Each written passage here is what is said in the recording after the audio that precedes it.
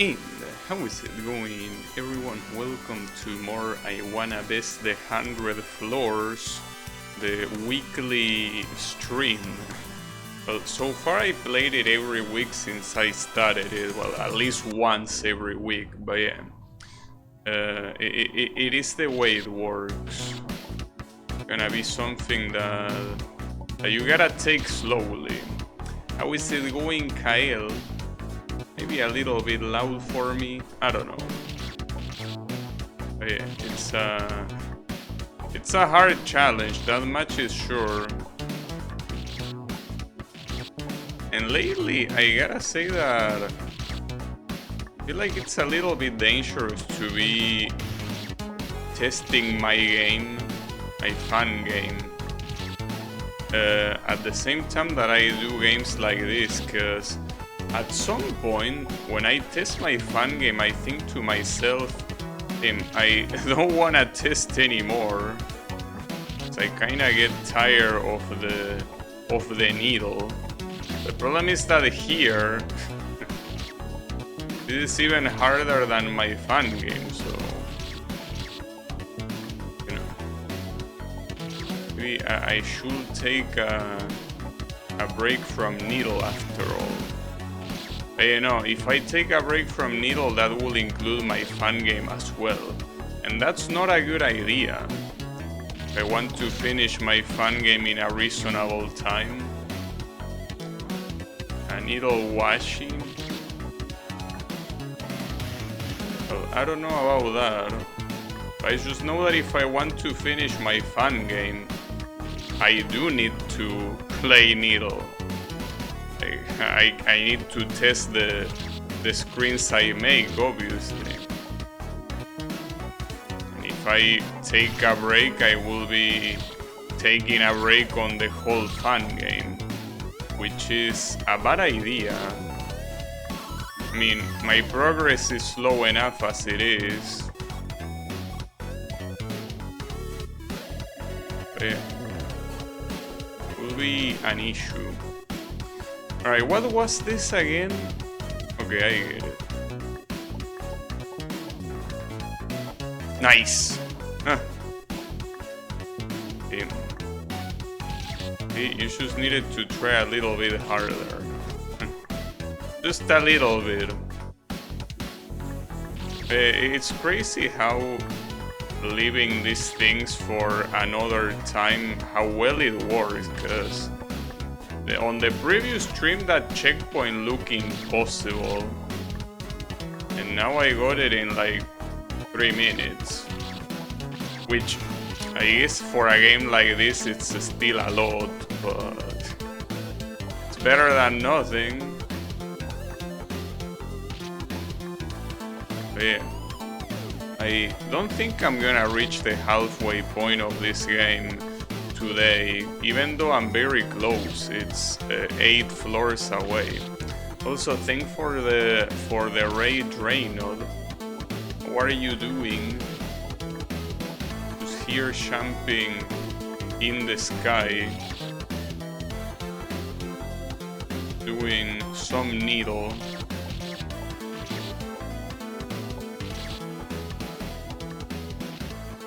You are fishing.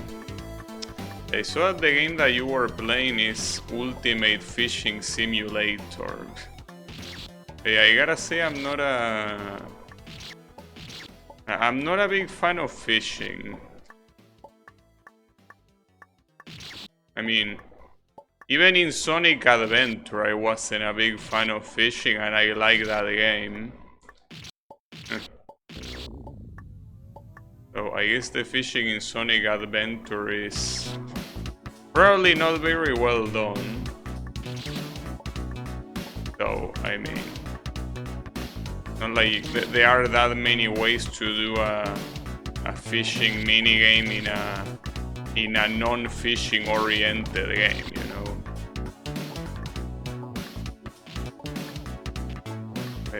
They were kinda... They were a little bit wild on Sega back then. I mean, I guess it was also a way to promote the Sega bass fishing that at the time they were releasing. But yeah.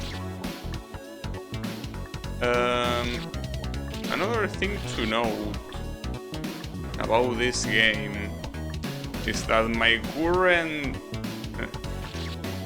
like bad PB, I don't know how to call it, like basically the least amount of floors I was able to beat in a stream is 5.5, which was the previous stream. So the question is if we can go lower than that. Here you have to count the PBs the opposite way, because the game is not gonna get easier. So you cannot count a new PB, because I'm pretty sure that my PB of floors beaten in a single stream is probably... Well, I don't remember how much I beat on the first stream, but I will assume 15 or something like that. But yeah, that's not gonna happen again, obviously. Well, actually, I think there were 20, which is crazy. Especially considering these floors now. No, probably it was 15, not 20. I don't quite remember though. But yeah, basically the objective of every stream will be beating more floors than in the previous stream. So if I can beat, well, I don't think more is the... like, beat a similar amount. So since in the previous stream was 5.5, I think that in this one it will have to be minimum 5. I think that, well, don't know how unrealistic of an amount it is. It might be quite unrealistic, but I don't know. Hard to tell. Also, man, you know that, well, I guess that I kinda sound like a broken record at this point, but man, I really hate dogs. I really wish I could euthanize every single dog pet in the world. Like, it will make the world a better place. But yeah, unfortunately, such a thing is not possible. I'm hearing this stupid ass neighbor dog that doesn't stop barking when its stupid ass owner leaves the apartment. So yeah, pretty nice. Pretty nice to just hear brain dead barking for hours. It's very cool, I gotta say. But yeah, I think that over time my hatred for dogs will only keep growing. I think that at some point I probably won't even stand seeing a dog. Like, I will see a dog and I will get angry. But yeah, I still haven't reached that point yet. But it's okay. It happens.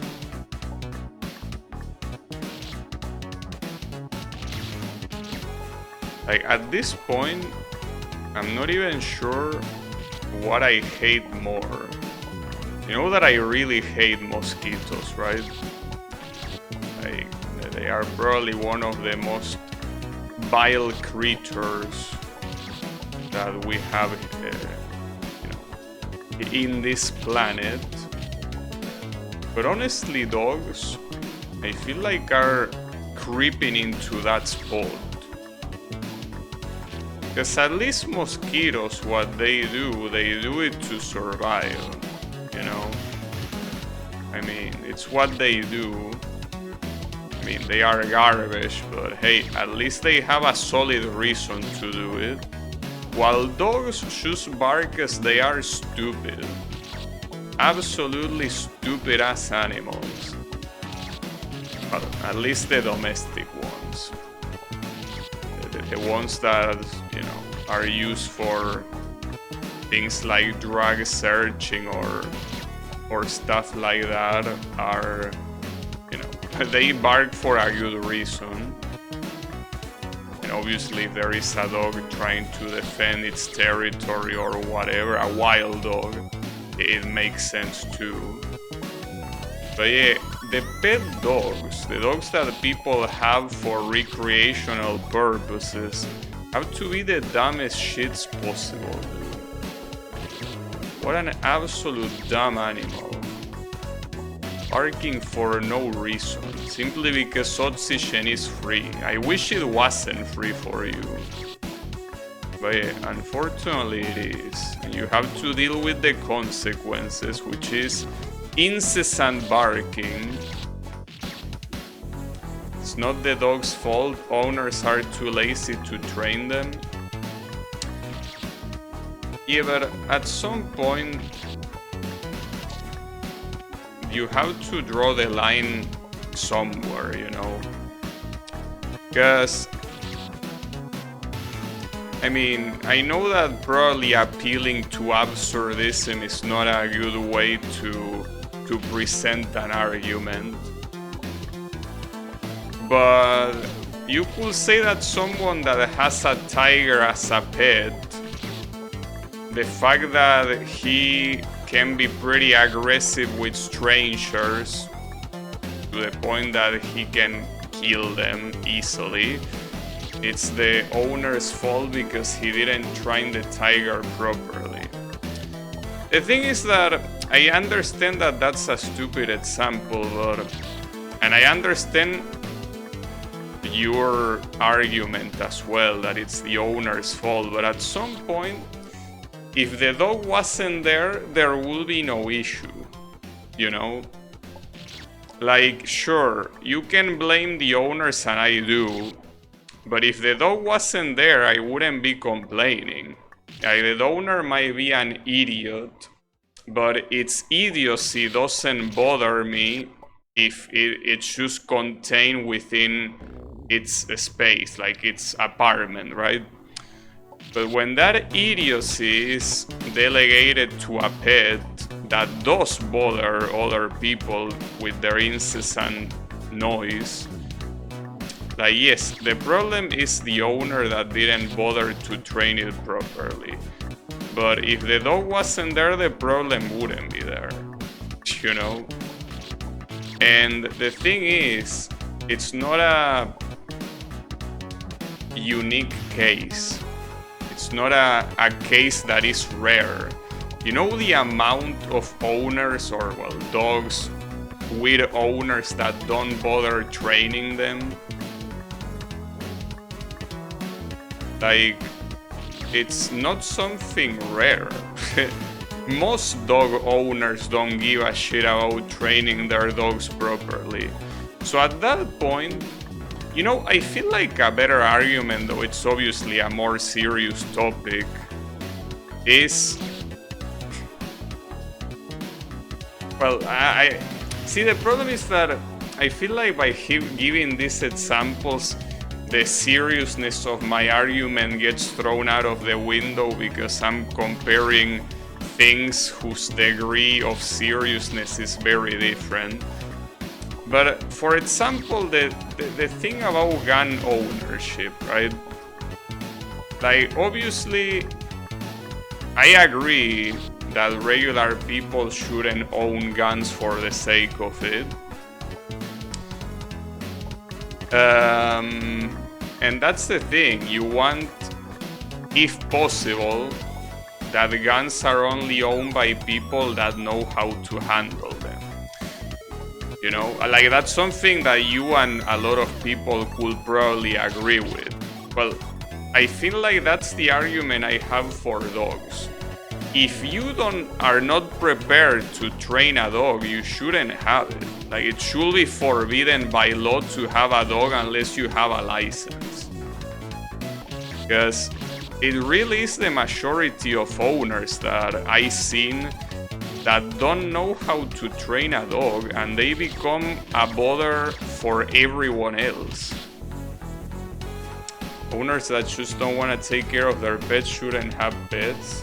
If it bothers you so much to send an anonymous tip to the ATF, that was a shock agent. I don't know what the ATF is, but the point is that I feel like if you don't have a license to own a dog, you shouldn't. And it doesn't matter what dog it is, because obviously some dogs are more dangerous than others. You have things like pit bulls or Rottweiler and shit like that.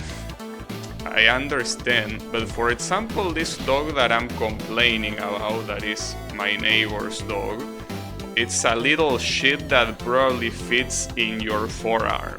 Like, it's a very small little shit that isn't a danger to anyone. Like, you could probably kill it in one kick. But that's not the point. The point is that it's annoying. I don't want to hear this moron barking every time its stupid ass owner leaves the apartment.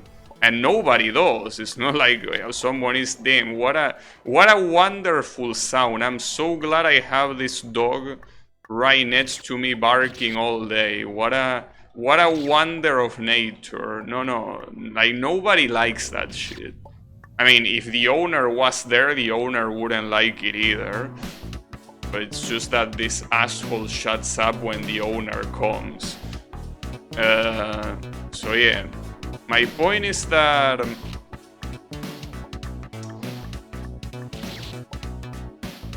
it's just something that, regardless of what dog it is, you need to have a license, dude. You can't just let any moron own one.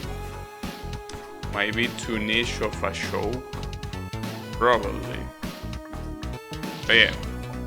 Anyway, sorry if there's anyone that really likes dogs. I just hate them with a very big portion of my being. I hate dogs. And I don't think there's any other... Well, actually, yeah. Technically there are other pets that could potentially be more annoying, especially birds. If you have a bird that is one of those, like cockatoo or whatever they are called, and they do noise non-stop, well, yeah, that will be a problem too. Just that where I live, where I live and probably everywhere, dogs are just more common. But yeah, dogs are not a beginner pet. If you want to be a pet owner and you never had one, you shouldn't start with a dog. That is if you're a responsible person. Obviously, if you don't give a shit, yeah, you will start with it like most people do. But yeah. Pet sperm whale? Not sure about that. I don't think it's of my taste. But yeah, how is it going up Anchor? Yeah, I'm just professing my hatred for dogs, essentially. I really hate them. Really hate them. Funny Badger. It will be annoying. I don't know, I can't say I had a sperm whale as a pet, or any pet for that matter. But yeah.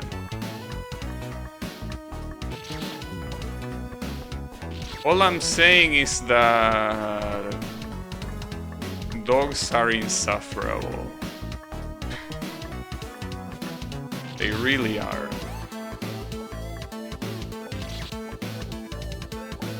You know that there was a point where I think that a lot of people were owners of hamsters. Like, at some point hamsters were a popular pet. I wish they were still popular. I wish everyone owned a hamster instead of a fucking dog, dude. That would be such a nice place to live. Everyone is a hamster owner instead of a dog owner. And that's the beauty of it. They could be the shittiest owner in the planet. Like, the hamster could probably live a shit life because their owner is a piece of garbage. But I wouldn't know because it wouldn't bother me. A hamster cannot bother you if you're a neighbor, I mean. So, you know, it could be full of shitty owners and I wouldn't give a shit. Simply because the hamster is not gonna do anything to bother the neighbors. But with a dog is a different story. But yeah, it is what it is. Yes, we are in the unfortunate era where dogs are just the most popular pets.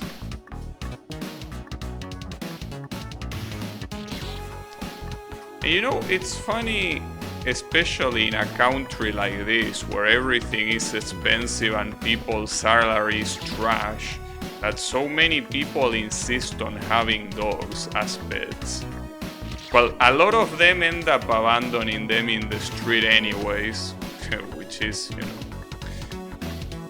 absolute subhuman behavior. But regardless of that, like in a country that is so poor that people are constantly struggling to, you know, reach the end of the month economically, and there are so many idiots that insist on having dogs even though they are not in a good economic situation to have them, it's really something.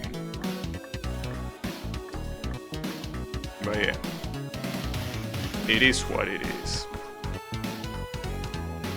And this checkpoint is very hard. This checkpoint doesn't pull its punches at all. Shit. But yeah, it's okay. It is what it is. And there are so many pets that will be like at least 100 times cheaper. You know that you could have, well, aside from a hamster, you could have, I don't know, a frog. You could have a rat. You could have so many things with very little maintenance, very little money that you need to spend. But no, you decide to have a dog. I prefer the Dev Bash streams instead of the Dog Bash ones. Well, too bad. Look, man, I hate dogs, and I will always hate them. Until the day I die, I will complain about dogs, so... Sorry that I have to tell you that way, but... I will keep complaining about dogs. Unless they all die and disappear off the face of the earth, I will keep complaining about them. You know? Or, you know, if there is something in the air that infects dogs and makes them not bark, maybe I could stop complaining then. But since that's not gonna happen, I will keep complaining. That's the thing.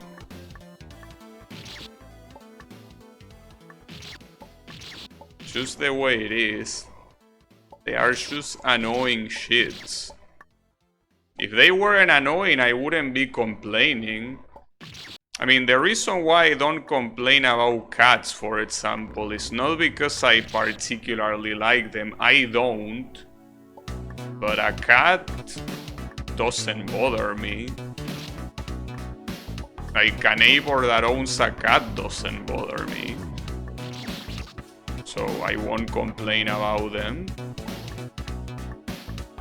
I mean, I wouldn't have neither a dog nor a cat. Like, I'm not taking preference on what makes a better pet. I don't give a shit.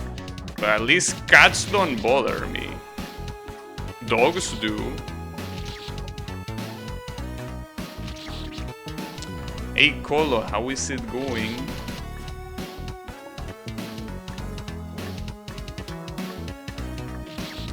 But yeah. Well, in fact, something that bothers me less, even though sometimes they have woken me up in the morning, are pigeons. Pigeons, a lot of people hate pigeons. It's not like I love them, but even when sometimes they like, you know, making noises in the morning and waking me up, I still hate them less than dogs. Because at least their noise is not as annoying as a dog. In fact, a lot of times it's funny. Pigeons make funny sounds. And they are different too. You know, cats are always wrong. I don't know, I never heard their opinions, so I don't know if they are wrong or right. But yeah, pigeons make funny noises at least. But yeah, so sometimes I did wake up to the sound of pigeons and being, man, it would be very nice to grab a stone and have enough accuracy to make this pigeon shut the fuck up. But yeah, I still dislike that less than I dislike the barking of a dog. I'm not a big fan of felines. I don't really care about them. Like, it's not about being a big fan or not, they just don't bother me. It's the same thing as I mentioned before with hamster, rats, frogs, whatever other pet you could have. They don't bother me. I don't care about them either. Like, I care about them the same I care about a cat. Well, in fact, one of my friends has a turtle as a pet. I don't care about turtles either. That's the thing, it's not a matter of how cute or how nice I think they are, it's how little they bother me. And cats, rats, frogs, turtles, or whatever don't bother me. Dogs, they bother me, so that's why I complain about them. Not a matter of preference, a matter of how much they bother me. That's the thing. Top tier comedy, of course, as always, only the best. But yeah, I really don't like dogs. Dre not posting dogs, are they supposed to be dogs? Well, it's called Growl. Well, one is called Bark and the other is called Growl. So, well, the Bark one seems very obvious. And that's the thing about barking, dude. Like, the barking noise is so annoying. Because every animal makes a noise. And usually the noises, with some exceptions, tend to be very uniform. In the sense that they don't tend to do that many different sounds. Dogs can make sounds like, for example, whimpers or shit like that. Sometimes they also do like a bark feint. You feel like they are gonna bark, but they just do like a very quiet noise instead. But the point is that most animals have a sound that they do the most. And obviously in the case of dogs it's the barking, and in the case of cats it's the meowing, right? And that sort of stuff, I feel like the dog has the most annoying one by far. Like, as I say, even the pigeons that can be very annoying in the morning are never as annoying as a fucking dog. What does the FOD say? I don't know. I don't know, but I do know that, yeah, furros have evolved into elemental furros. It happens.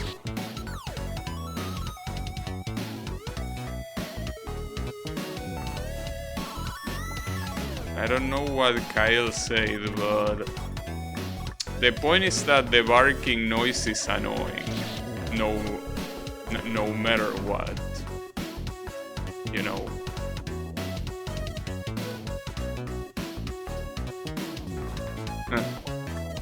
Wait, did Colo try to read that as knee? What an absolute scrub. Unbelievable. That's cool. If you're talking about Kyle, what Kyle just wrote, that's cool. Isei Kokodake no something desuyo. I don't know what the kanji is. It sounds familiar though. It's like it's related to word, like the kanji for word, but I'm not sure. So it was a square. It is a square in katakana. Actually no. In katakana the square is, yeah, it's ro, but in hiragana it's two lines like that.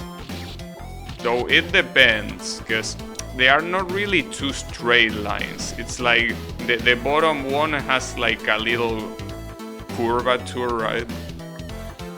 But yeah, in katakana ko is almost a square. It lacks the left side to be a full square. But yeah, close enough. Ni in katakana is two straight lines, and also the kanji for two also is well, it's pretty much the same shape as the katakana for ni. Which, I mean, I'm pretty sure it comes from there. But yeah.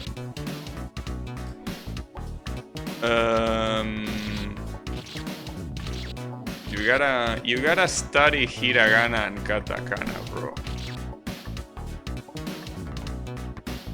Something that will let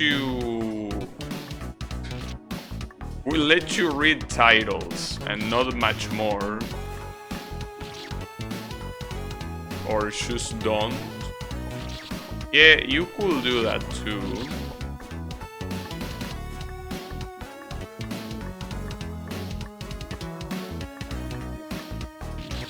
But yeah, it's okay.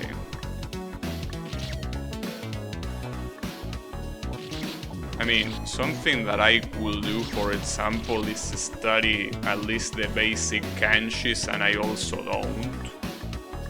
See, I just don't feel like it. What's the program you used to learn? I didn't use any program to learn katakana and hiragana. I should simply grab, like, you put hiragana chart and katakana chart in Google Images, you grab it and you memorize it. Well, the one with the cards is Anki, but you don't use that for katakana, you use that for kanjis. And it wasn't very effective, as you can tell by the fact that I gave up and I really didn't retain that much information, so I wouldn't recommend it.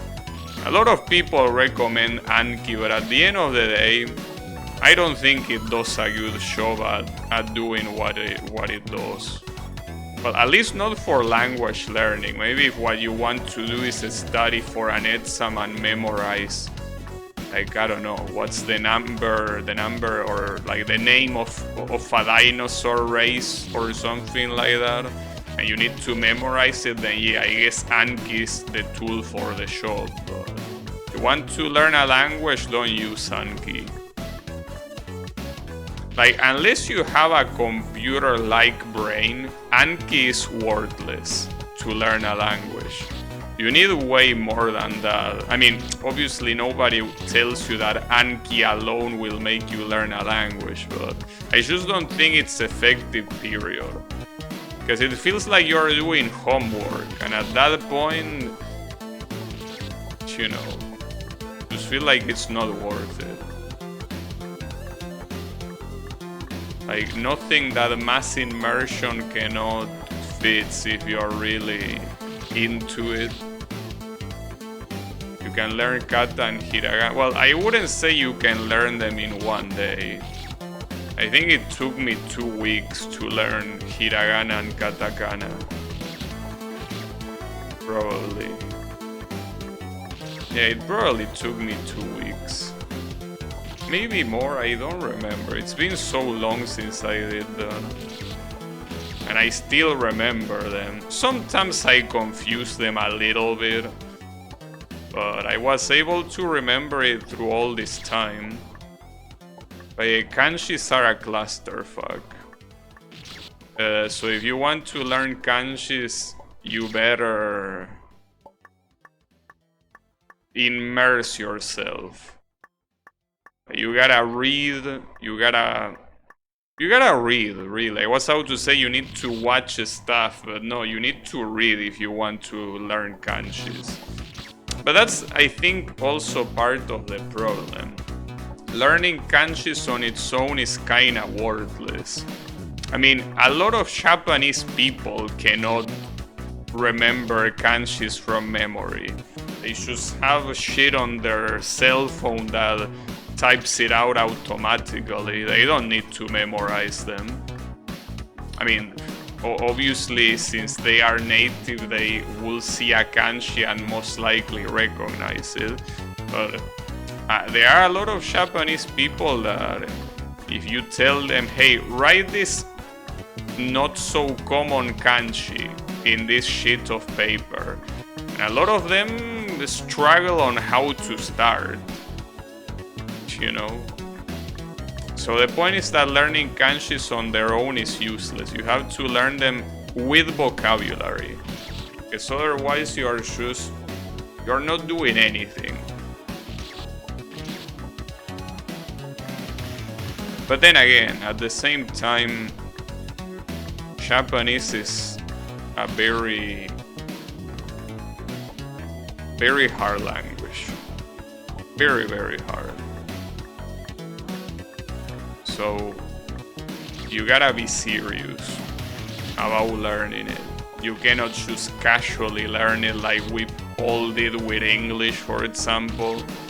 That we just casually one day, after a lot of passive immersion, we were just talking English. It doesn't work like that for Japanese.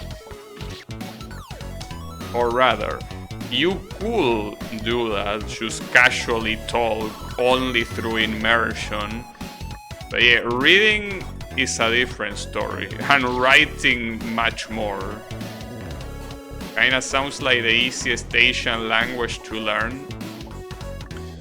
But that depends on your perspective. Because for example, since you know the Roman alphabet by heart, because it's part of your native language, you could, for example, learn something like Vietnamese relatively easily. Easily, not that it's an easy language, but the point is that you could immerse yourself a lot easier, because at least you recognize what's being written. Obviously, the pronunciation and the vocabulary, you need to do it. It doesn't count as Asian. Very typical Colo comment indeed. You gotta be thankful that there are no Twitch mods in this chat, because that would have been a warning at least. Asia is a pretty big range, yeah. I guess, I mean, you can also include the Sanskrit. That is a language, it's a script that is used in some places in India, for example. You could also include Arabic, since theoretically, you know, there are some countries in Asia that use the Arabic script, even though most of them are closer to North Africa. Asia still has some of those. Now, if you mean East Asian, actually, I'm gonna make it easier for you. If you're comparing Korean, Chinese, and Japanese, Japanese is still not easier. Korean is easier. And that's simply because the writing system is 100 times better than both Chinese and Japanese. I don't know how their grammar works, but I can tell you that it's definitely an easier language than both Chinese and Japanese. Chinese and Japanese are amongst some of the hardest language to learn in terms of active languages. When you include dead languages, it's a different story. But yeah, of the active languages, they are some of the hardest ones to learn. So you gotta be careful. You know? It's just one of those things that... yeah. I mean, at the end of the day, you will need immersion regardless to learn a language. It's just that Chinese and Japanese have multiple barriers before you get to that point. Korean only has one barrier, and it's the script it has, that it's as easy to learn as learning hiragana and katakana. Except that that's enough to at least be able to read it, which is something that doesn't happen in Japanese because you need the kanjis too. So yeah, Korean is definitely the easiest one in that regard. And you also have a lot of Korean content to learn from, like whether it's K-pop or K-dramas or manhwas. I don't know how it's pronounced. Like it's maybe manhwas or something like that, I don't know how it will be pronounced. But yeah, basically Korean mangas. Korean comics, if you wanna call it even. So you have content, just like you do in Japanese. Or fan game streamers. That could be the case too, yeah. It's just that a lot of them are now in the Korean platform. Some of them are still in Twitch, and some of them even came back to Twitch. Some of them are doing simultaneous streams, but yeah, a lot of them went to the Korean platform. The manga, manhwa, and manhwa. Yeah, it's just I don't know how to pronounce them. I know how to read them, but the thing is that when it comes to Chinese and Korean, for someone whose native language is Spanish, it's not as easy to pronounce as Japanese. In Japanese, I know that manga is manga, and manga is a Spanish word as well, means sleeve. Has nothing to do with the meaning, but it's a word that exists in Spanish and it's pronounced the exact same. With Chinese and Korean, it's a little bit different. They have... Chinese specifically has different tones that are used. Not that it's something that is used to separate natives from foreigners. It's something that is actively used in the language that you need to learn. And Korean has some weird sounding consonants for someone that has, you know, Spanish as a native language. So in that regard, it's not as easy to pronounce as Japanese. It also depends on what your native language is, because for someone that speaks English, I'm pretty sure they are all equally as hard. We got the easy deal since our pronunciation is pretty much, yeah, it's a 1-to-1. Obviously there are some exceptions, but you can easily parse them on the spot. Like the H sound being the equivalent to our Sh sound. Once you do those connections, it's pretty much a direct replica of a Spanish pronunciation. So yeah, it's thankfully very easy for us. At least the pronunciation part, we got it. But yeah, I will say that the pronunciation is not the worst part.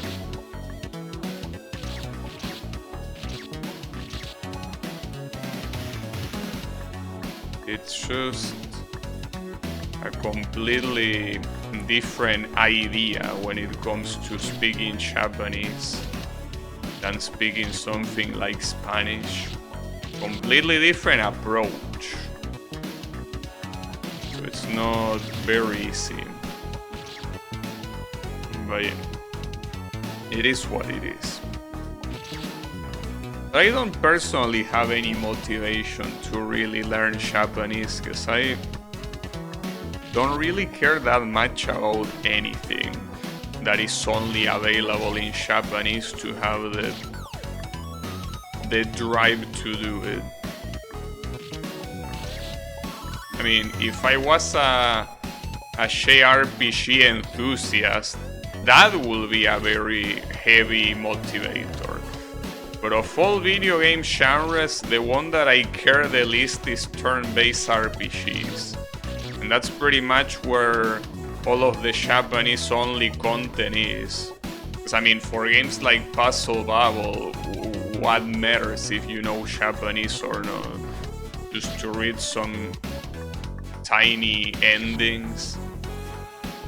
The thing I wrote was a lyrics from a song of Stack. Unbelievable.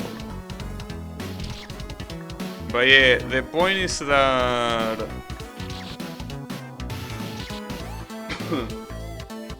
I don't have any reason to learn it. And I mean, with what I know with hiragana and katakana, I think it's good enough.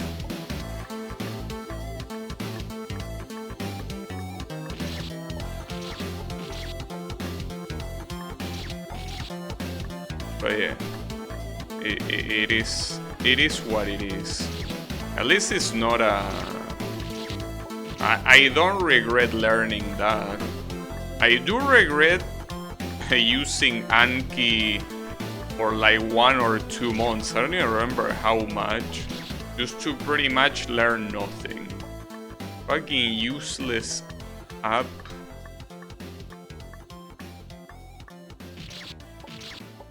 But yeah, at some point you kinda have to try something if you want to at least give it a shot. And yeah, I gave it a shot and it didn't work. But yeah, as always, what's important is that an attempt was made.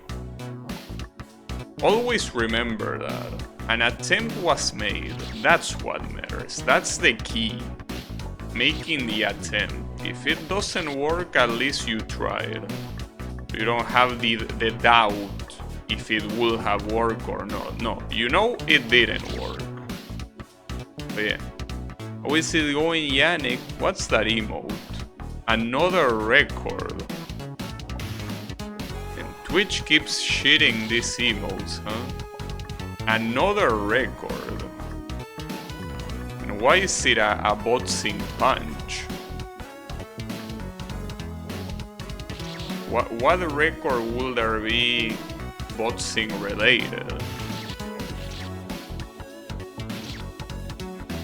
The only record I can think of is the current official win ratio of Floyd Mayweather. He has won like 50-something fights and lost none of them.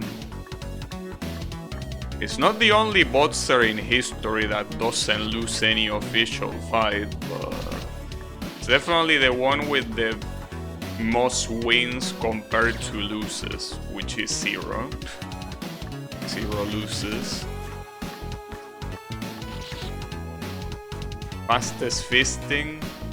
Fast and run from one side of the ring to the opposite. Well, that's something that my weather does pretty well, yeah.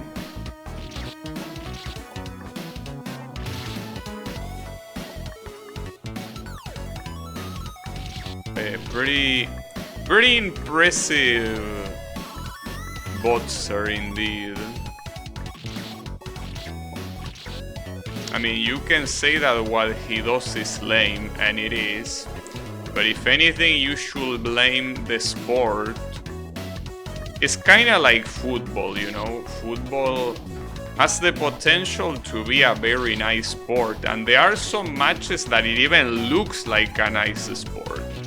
But with the amount of garbage that is allowed, like the fact that people can just dive to the grass without penalty whatsoever, assuming they don't hit another player, that is something that is the fault of the game, not the fault of the players. The fact that players are allowed to act as if they have gotten hit and get away with it, it's not the player's fault, it's the sport's fault for being a piece of garbage. And the same applies to boxing. If you are just allowed to not do anything more than, you know, shielding yourself and attacking every 2 minutes and still win, that's the fault of the sport. The guy is just playing the sport and he's playing it well. Unfortunately, the sport is what it is.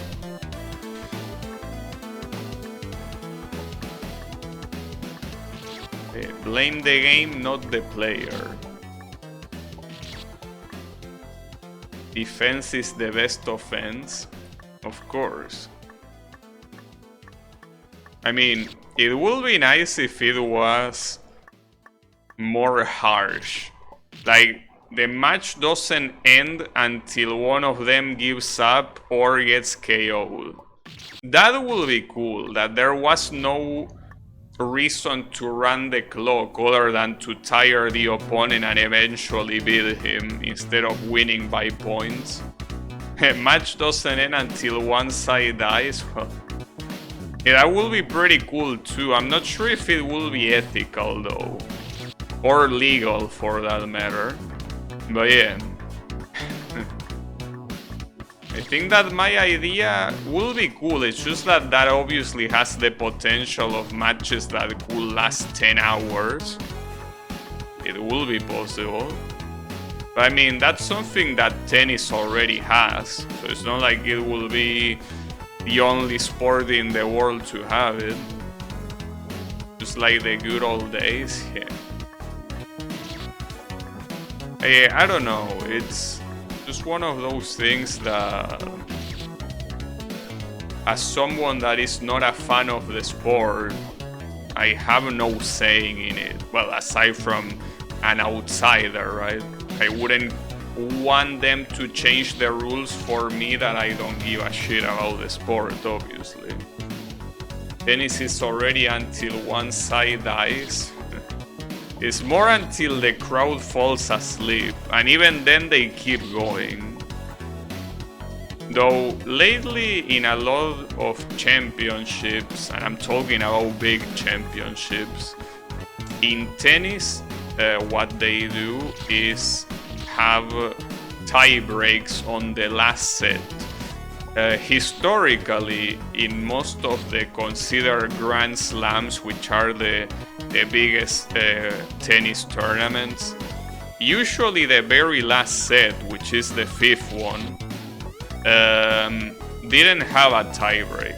So basically the match will potentially keep going endlessly. I mean, until someone eventually wins with a difference of 2 games. But yeah, I mean, there's the legendary Isner versus Mahout match that I actually watched it live, like, I don't know if it was 10 or more years ago. I watched that live. And it was a match that lasted for such a long time. You know? It's just one of those that kept going for 3 days. Not even 3 viewers. Yeah, these bitches are getting stingy. Hey, how is it going, Wasabi? Hey, that match kept going for 3 days, cause like basically on the last set, they were tying themselves constantly. Well, for those that don't know, in tennis, the only way to win a set is to have a difference of 2 games, like something like 6-4 or 7-5, or well, something more one-sided like 6-0, right? The point is that it has to be a difference of 2 games, or winning by tiebreak, which is when both players are 6-6 in a set, and they go to a special game that, you know, works slightly differently and gets defined faster. But yeah, that tiebreak wasn't a thing in 5th sets. So yeah, you could potentially endlessly play the match. But yeah, they kinda removed that. They kinda added tiebreak to every 5th set. Even in, I think, Wimbledon, that was the last one to not have tiebreakers in the last set. But yeah. It's still pretty interesting, because tennis matches still last a very long time. With or without tiebreaker, tennis matches are just very long most of the times.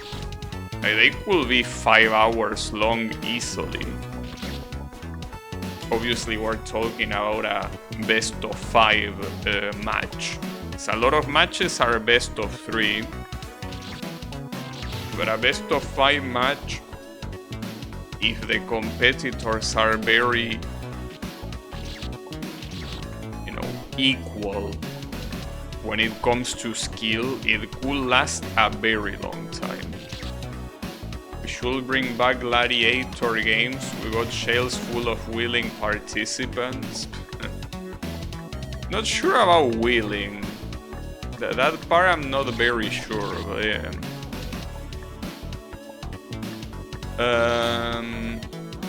I personally don't really think there's any sport that I enjoy watching. Because at some point I enjoy watching tennis. I don't really do anymore.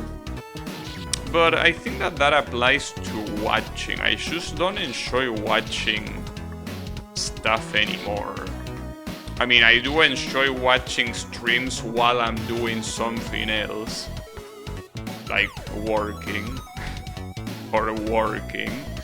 But yeah, the point is that I don't really enjoy sitting to exclusively watch something anymore.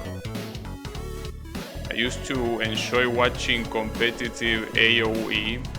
I'm assuming you mean Age of Empires. But isn't Age of Empires 3 the one that is the competitive one? I thought it was the 3rd one.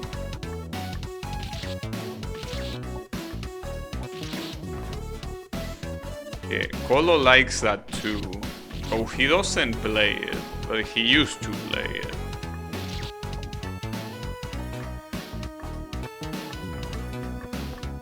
Three is as dead as Venezuela economy.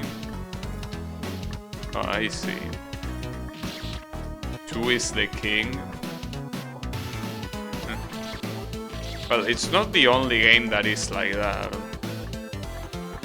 Well, in fact, it's pretty interesting Marvel vs. Capcom, the fighting game.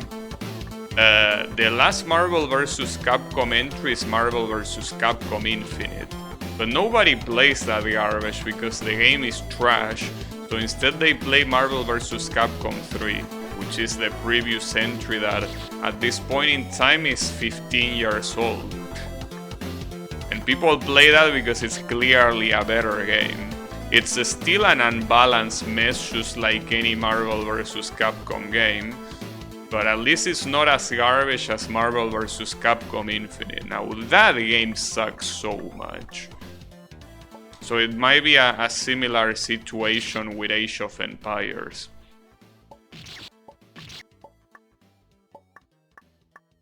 Well, there is also kinda the case from a more casual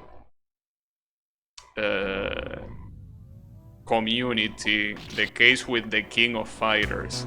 Even though there are still tournaments of King of Fighters 15, which is the latest entry, if you wanna play online, you're most likely gonna play 98 or 2002, which are entries from those years. I was sucking to the CCC black hole. Yeah, it was obvious. I knew it was gonna happen. But yeah, I personally, as I say before, I'm waiting until Genshin releases that fucking 4.8 Abyss so I can uninstall. But unfortunately they delayed it for more than I thought, so I still have it in my computer. But once that Abyss is released, I'm gonna be free from gacha. Like, unless you make somehow a gacha that specifically fully appeals to me, which I doubt. Like, I don't know, you make an arcade racing game gacha or something like that, where you actually race and not just watch the cars go. Like, if you do something that niche that only I would like somehow, maybe I could get sucked into gacha again. But yeah, aside from that, I'm not going back to gacha. They are delaying it on purpose so you don't uninstall it. Yeah, I'm sure. They heard that I was talking about it in my streams and they were like, hey bro, hold up. Hold it for a month. We definitely need Gabi's installation there. We cannot stop now. We'll delay it until August 15th. So it's crazy really the fact that they did delay it almost a month. Because it should have happened a week ago, but for some reason it's gonna happen in 3 weeks from today. So it's very fucked up.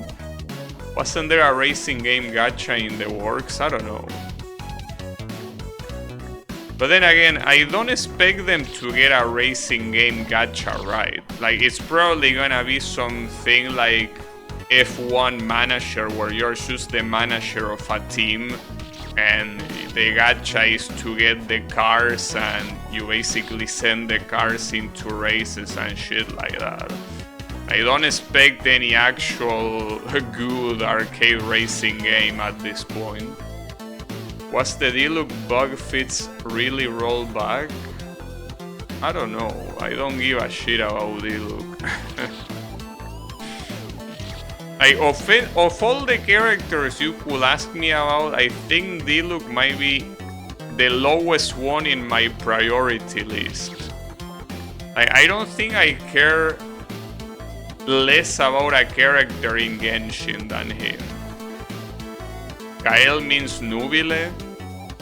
Yeah, with Nubile, apparently there was something that MiHoYo considered a bug, and they fixed it, and people complained and they were like, wow, you nerf a character, we cannot trust you like this, and they roll it back.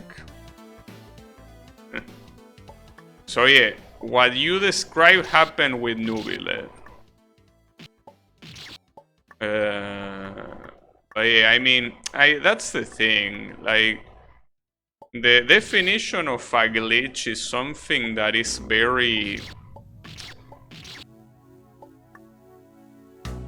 It's not very defined, not very simple. I mean, there is the casual story that Street Fighter 2 combos were considered a glitch. So if you have something that a character has for months and months, and you only discover it like all those months after the release, and you fix it, like, no, dude. At that point, it's just a feature. Like, unless it makes the experience of the players worse, if you take that long to change it, it's already a feature. You cannot just, well, you can, but don't expect that you won't have backlash from it. At some point, bugs become features. If they don't make the experience to the player worse, you can call them glitch or bugs from a more, you know, formal standpoint, to be like, well, this wasn't intended. But whether it was intended or not is irrelevant if it makes the experience of the player better. You only know Hutao and Raiden Shogun. Basically the same situation as backward long jumps from Mario 64. I mean, I don't know about Mario 64, but it's the same situation that happens in a lot of games. Like, there are things, especially when it comes to animation cancels, that in a lot of games they are bugs. They just remain there. Well, in a lot of cases they remain there because they are games released like 25 years ago. It's not like you will patch them. But the point is that at one point they just become features, you know? They are obviously unintended features, but the funny-ass slide Mario game? I don't know, but the point is that, yeah, if enough time passes and the players don't mind it, it's a feature. Backward long jumps is a glitch that a lot of SM64 speedrunners rely on, so people were angry when Nintendo patched it out of rare releases. Yeah, I mean, it's that sort of stuff that when something is not detrimental to the player, it shouldn't be changed. As I say, you can change it, but you shouldn't. Because, like it or not, it's now a feature. You know?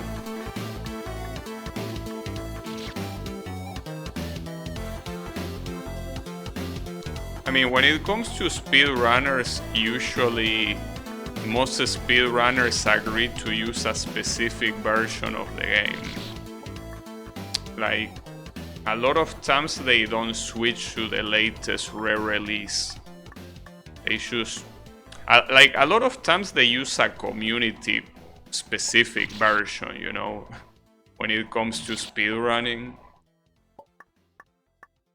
Well, and not just speedrunning, when it comes to all fighting games, especially a fighting game like Melty Blood Actress Again.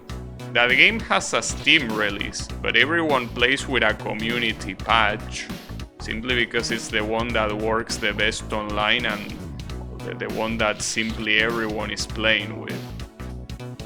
So, yeah. For DMC5 crashing. Oopsies. RE engine, I don't know. Don't know what the issue could be.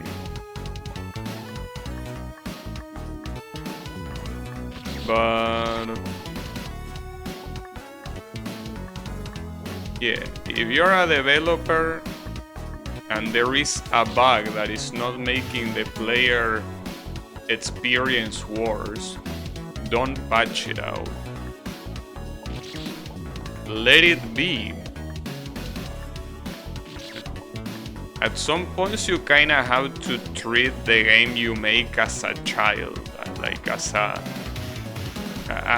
one of your descendants, right? So if you have a child, at some point, obviously you teach him and you guide him, but at some point you had to let him be.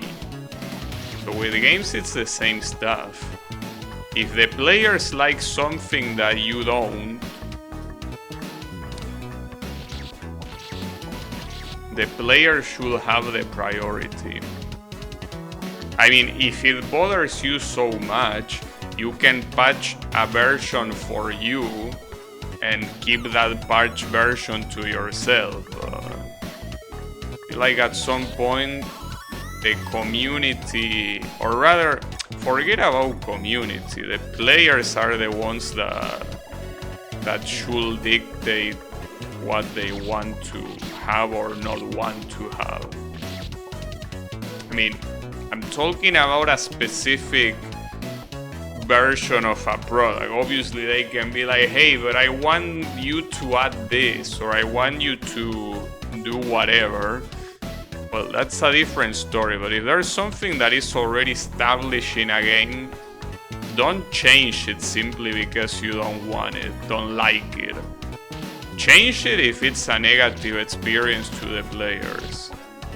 Well, I guess at some point it might be hard to measure if it's negative or not, but I guess that also is your job as a developer to understand what the community of your game generally wants or not. Well, it also depends on how much you care about that, because again, you could be a developer that doesn't give a shit about its players and you do whatever the fuck you want with your game because it's your game at the end of the day. But yeah, just because you can doesn't mean you should.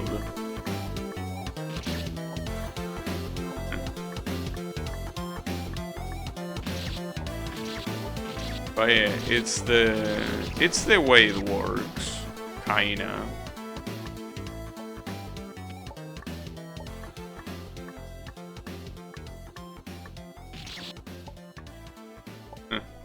Wonder if anyone is gonna find glitches with my fan game when it eventually is out. Don't know what glitches there could be. Like, the only thing that could be glitched is the boss. I heavily doubt that the rest of the game will have a glitch. Someone will find a skip to credits. Well, I won't have credits, so I'm afraid that such a thing is not possible.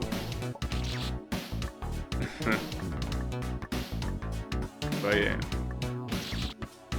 What is there about the boss that will cause a glitch? I don't know, because I still haven't worked on it. I mean, the boss will be the last thing I will work on. Well, technically not the last one, but the last one that requires game design, right? And I don't know, there could be many things, like, I don't know. You're pointing at the character and suddenly the boss, because of another instruction, stops pointing to the character even though it should. I don't know, boss logic is a lot more different than just placing spikes on the screen. Like, when you place spikes on the screen, unless you make a specific behavior for those spikes, it's not like there is anything that can go wrong that wouldn't already go wrong with anything that uses the same engine, obviously. So when it comes to a boss, I'm pretty sure a lot of things could go wrong.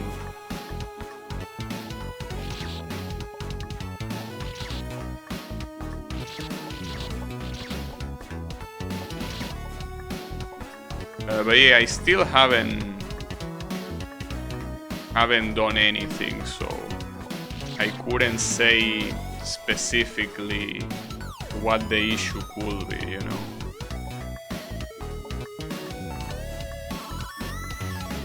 It's a little bit hard to tell.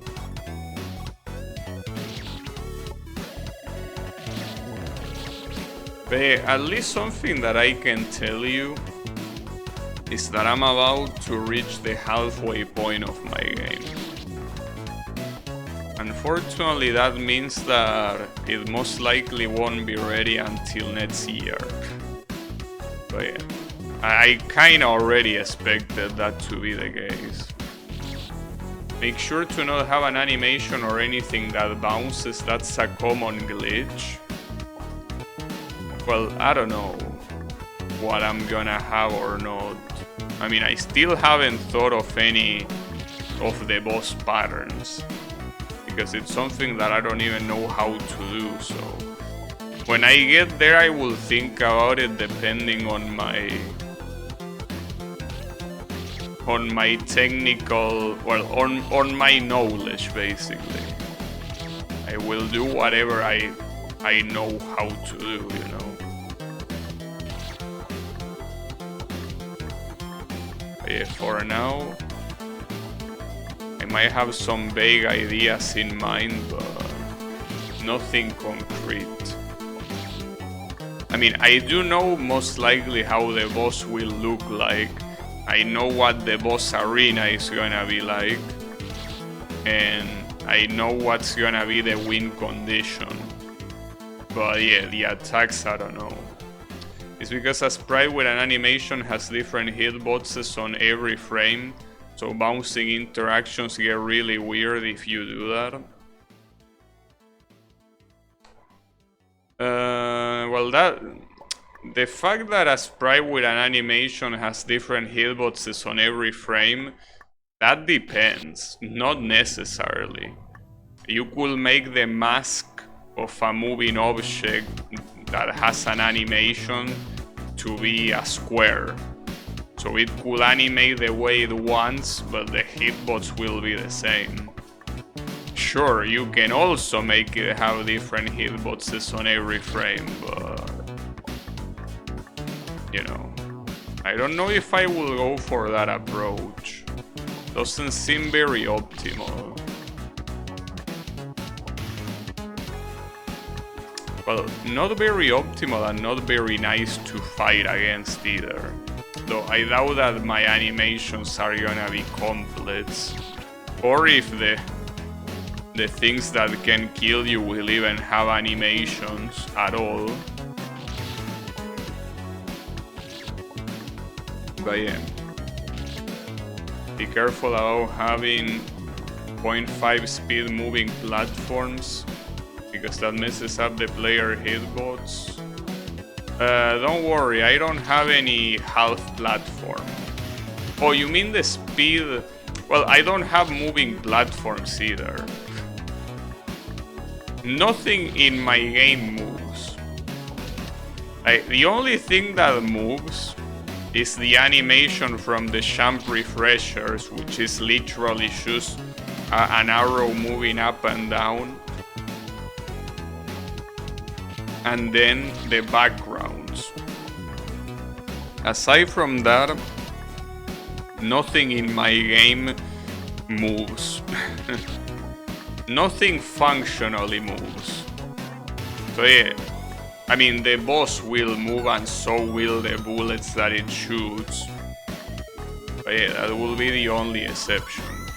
That's the reason why the boss will most likely take me a very long time, because there are a lot of things that I need to learn that are completely different to everything I've been doing all this time.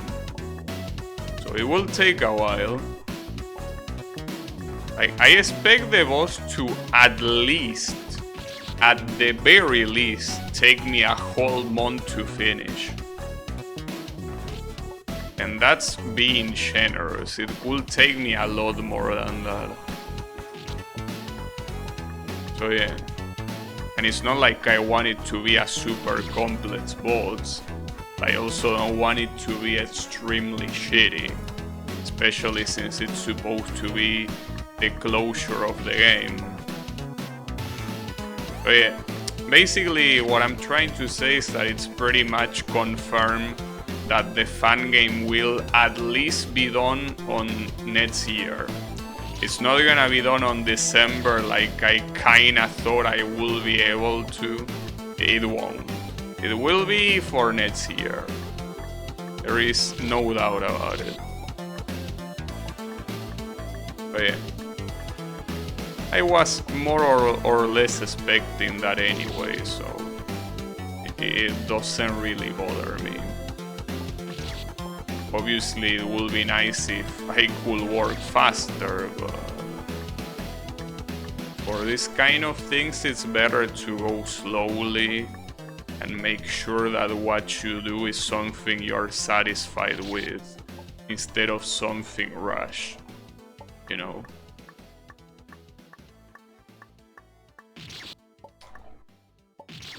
But it will take a while. At least I'm almost done with the 5th area. So, how long is your fan game? I mean, the idea is that it will have 9 areas of 10 screens each and a boss at the end. So basically 90 rooms plus a boss. That will be the idea. And so far, I'm working towards that. There is a total of 49 rooms done. So, I'm definitely on my way there. Technically, more than half of the rooms are done. But yeah, the boss will take me a lot more than 10 rooms, I will assume. It's basically the kind of length that you will expect from, you know, a fun game that isn't a short one. It's not a long one either, but yeah. I guess how long it is depends on how good you are as well. As for example, a fun game like this one to me is extremely long, but that's because I'm not good at needle. For someone like Echo, this fun game is probably something like middle length at most. But yeah, so far, to me a game like this is long, and my own game is also long to me. I'm not good at playing my own game. Like as I said at the beginning of the stream, there are some times that I'm testing a screen and I'm like, fuck dude, I don't feel like doing this. And I just leave the testing of that screen for some other time. And by that I mean that I continue working on the game some other time. Not that I keep working on it without testing. I just stop altogether for the day. It's a funny thing, but yeah, it is what it is. Also, don't you think, in an unrelated, well, maybe not that unrelated, don't you think this checkpoint is a little bit too hard? I almost been stuck in this checkpoint for an hour and a half. You could ask somebody else to test it? No. I want the credit of the game to be all mine, plus the people that made the engine, obviously, which are, I think, fuck, I don't remember his names. One is King Slendy, I think. But I don't remember their names very well. But aside from crediting those two guys, I only want to credit myself. So no, I'm not gonna ask anyone to test it. Yeah, Red Batnik, that's the one, exactly. So yeah, King Slendy and Red Batnik are the only people that I will credit aside from myself. Well, credit with the making of the game. I guess I could add special thanks to Echo and Reynold for giving me tips. But yeah, in terms of the game making, I want to be the only responsible. Because testing is part of game making. So, yeah. I want to be the only responsible for the game. I don't want anyone else to be with it. It's a very personal project. And that's mostly because it's my first one. But at the same time, I don't feel like after this I would want to do anything else, to be honest. I think that this might be one and done, because it's honestly quite a pain in the ass. And as I say, what's important is trying. So once I'm done with it, at least I will be satisfied that I was able to do it, and that I know how I will be as a game developer. And after that, I could pursue something else. What that something else is, I don't know.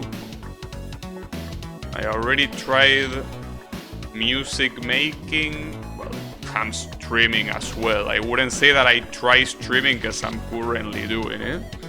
I will also have tried game development. Web development as well, but that's again not something I try. That's literally my job. So yeah, I don't know what's the other thing I could try. Adult content. I mean, I was not adult content, though I guess it depends on how you view it, but I was thinking of writing. Not adult content in the sense of porn, but something that is probably for a mature audience and not just kids. But I mean, I don't like reading, so I can't imagine liking writing if I don't like reading. I mean, like, come on. But yeah. That's one thing I was thinking of, like the next thing I will do. Like write a story, but I don't think it will work simply because I don't like reading and I also don't like paying attention to stories. So it's like, you know, why would I be doing it? Yeah, like, there is no reason. So yeah, it will have to be something else, but I don't know what that something else is.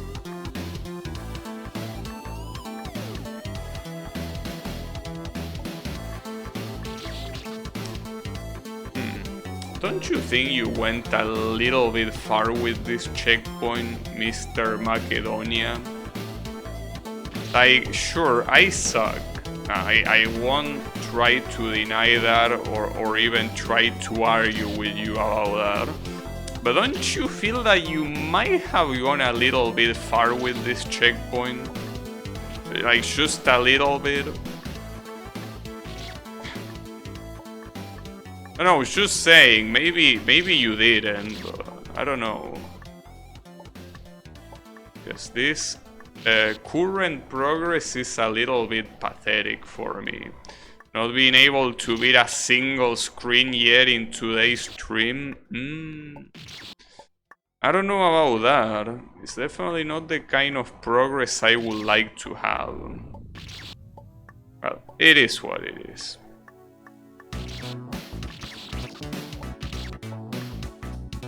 But yeah, I don't know what other thing I could attempt. I could re-attempt learning Japanese, but again, I don't have any motivation to do so, because there is no Japanese-only content that I give a shit about. So that wouldn't be the case. So yeah, I mean, it's something that I still have time because my fan game is nowhere near done. As I said, I'm almost reaching the halfway point. I still have time to think about what to do afterwards, but I really don't know. I don't want to fall again into shit like gacha. So, something worth thinking about. I will most likely still be streaming, or not, I don't know. I mean, I want to believe that by the time I finish my fan game, I will already be having a new computer, and with a new computer, it opens a lot of possibilities to what to play and, as a consequence, stream. Shit like PS2 games that I cannot currently run properly will become a possibility. Games like Elden Ring will become a possibility. I will be more motivated to play things like racing games because they will actually look a lot better on stream. So I will assume that if I do have a new computer, finding stuff to stream wouldn't be a problem. But yeah, the issue is what to do outside of the stream. And outside of work, obviously. I don't know. Well, another thing I will attempt is drawing. But honestly, I rather invest time in making in just having an AI work for that. So I don't really see any reason to do it. Any reason to draw.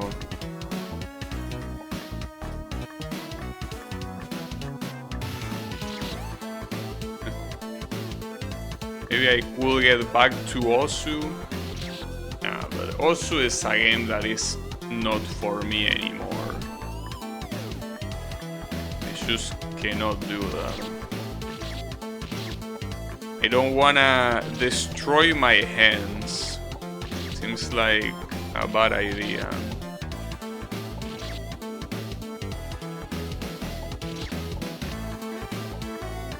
I don't know.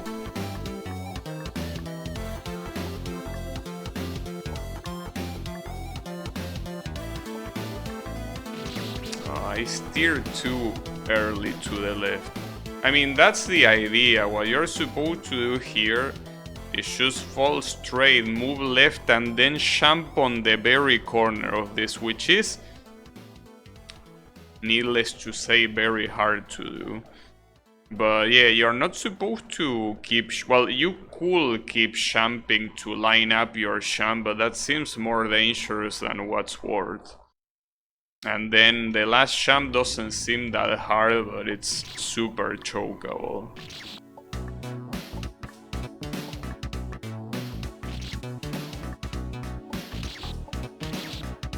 But yeah, who knows?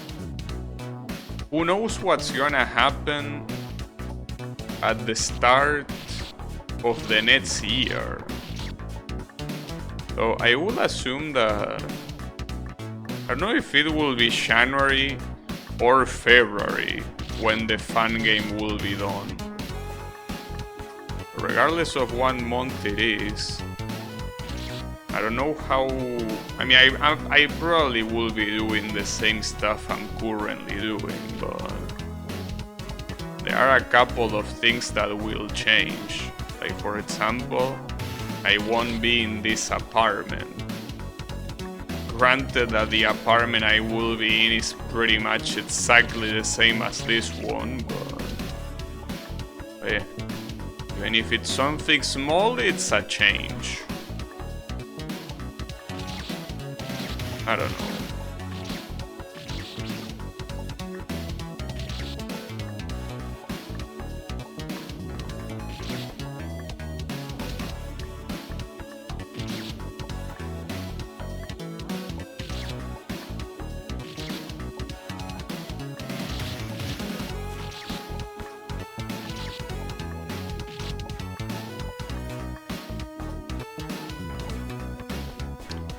I'm resetting in places that I shouldn't be resetting.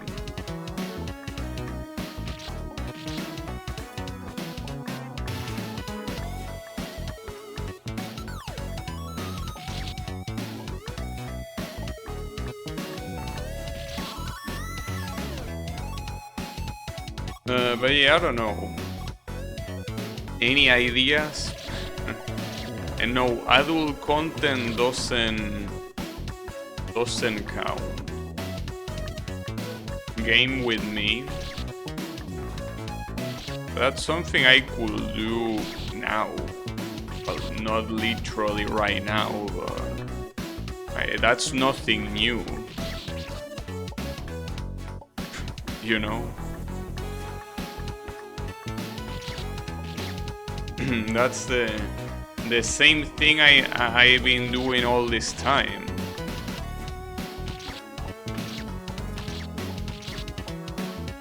I don't think it will change much.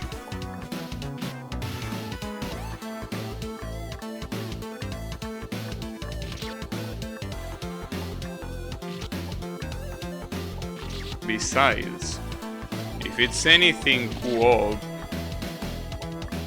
getting to your level is not easy. And if it's anything like an MMO, no thanks. You know?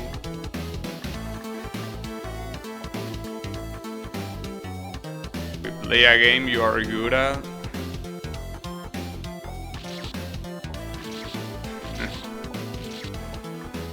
I would like to know which one. A game I'm good at?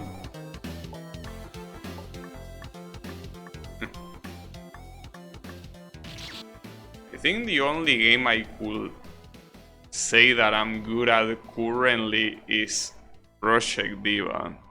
And that's debatable. Rabbit and Steel.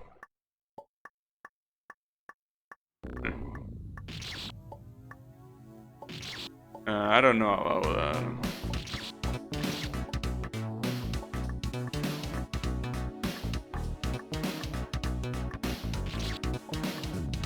I think that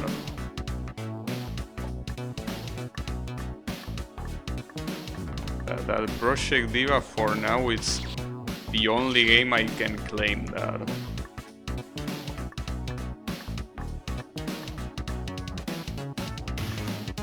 Hey, it's better than nothing, but yeah.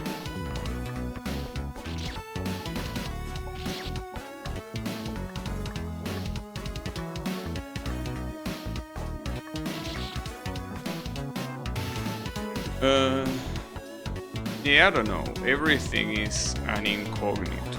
Not to mention that you never know what the economic situation here will be in 5 months.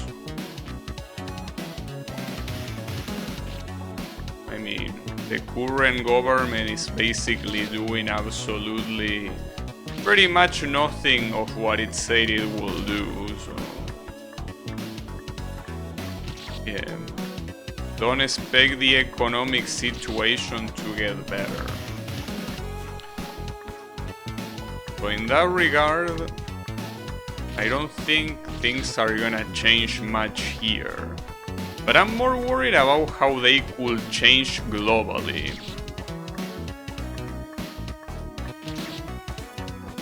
I mean, I am the kind of person that really likes the phrase "nothing ever happens."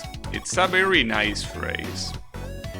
I mean, obviously, just throwing it out like that doesn't mean anything, because it's like, what the fuck are you talking about? But yeah, like having a very big paradigm shift in how, you know, the whole world works, I don't think that's gonna happen. Much less in 5 months. I mean,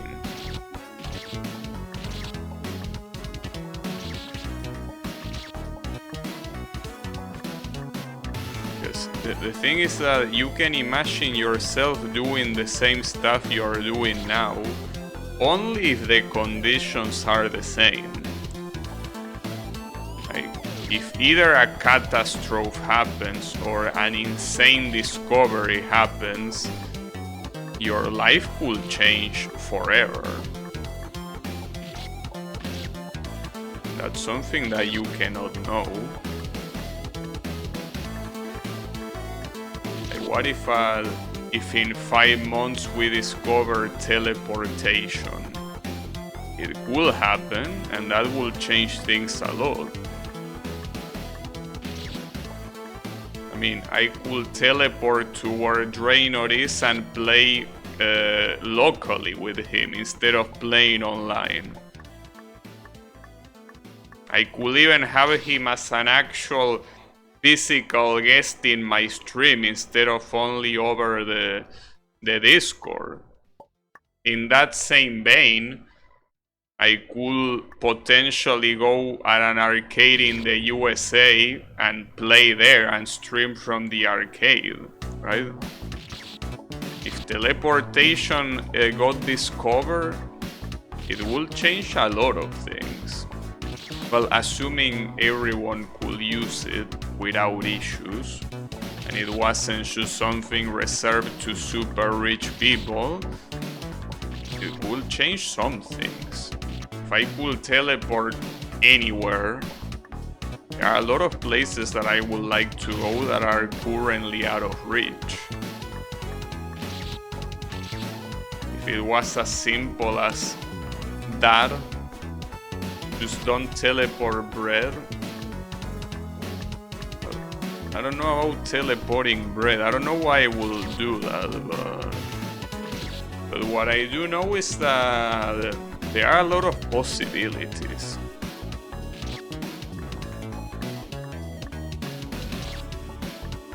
I mean, we could also do a stream locally, Yannick. The Team Fortress 2 reference. But yeah, regardless, the point is that discoveries like that will change your life a lot. The same way, you know, catastrophes could change your life a lot. Since catastrophes tend to change your life for the worst, a better thing to hope for is a discovery. Yeah. You never know. So that's why planning on something you can do in 5 months, it's something that you don't know, because you don't know what your current situation will be. I mean, you can plan for a travel or an event like that, but you cannot be sure of what you're gonna be doing in a general sense.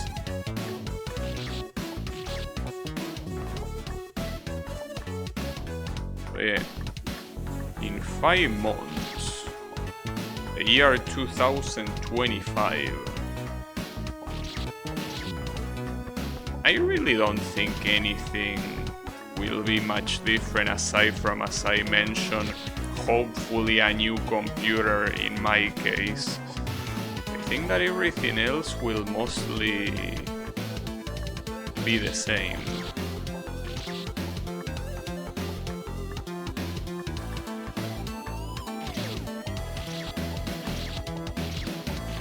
I don't know.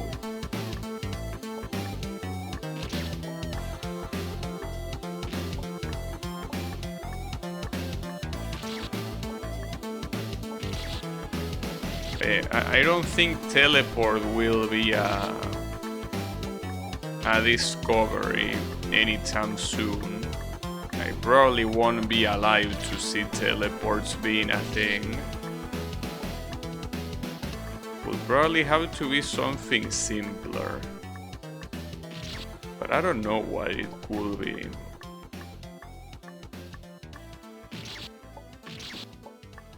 Hard to tell.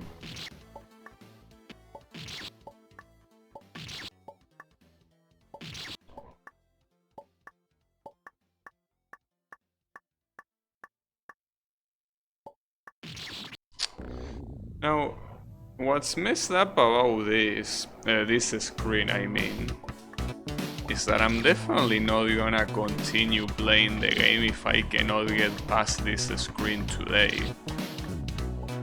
But I also don't know how many other screens. I feel like a safe threshold will be 3 screens. Like, if I cannot at least finish the stream while I'm on screen 45, I think that I should stop playing this game. It seems that, like, the progress in these past streams has been very slow related to this game. But doing something like 6 or 5 screens, or well, floors in a stream, I think it's something that I don't mind doing. Well, in fact, that's exactly what I was planning on doing, but if it's gonna be 1 floor or less, I don't think I should continue, because at that point, it's not very different from just banging your head against the wall. Well, it's less painful, yes, but yeah, I think that I unfortunately might not be ready for this game. Like, I might need to play easier needle games before being ready for this. I mean, I thought that since it had a relatively... I look up a video to see if it gets harder, only to see that the video is exactly an hour long. Wait, what does that mean? To see if it gets harder, only to see that the video is exactly 1 hour long. I don't know what that means. Or rather, I don't know how to interpret it. Like... No, I don't want to look at a video because I don't want to know what comes afterwards. Like, I understand the video being an hour long, but what does that mean? Like, the video of the whole game is an hour long, the video of this screen is an hour long? Because I don't want to see it for myself. Like, I don't want to see ahead. Yes? Oh, the whole game. Well, yeah, I mean, theoretically, you could beat this game in probably less than that even. But that's assuming that you one-shot every single checkpoint, which obviously is not realistic to me. So yeah, I don't think that that's something that you can watch in a YouTube video. Because yes, someone that is very good at needle can speedrun this game probably and beat it in that amount of time, but I'm not that good.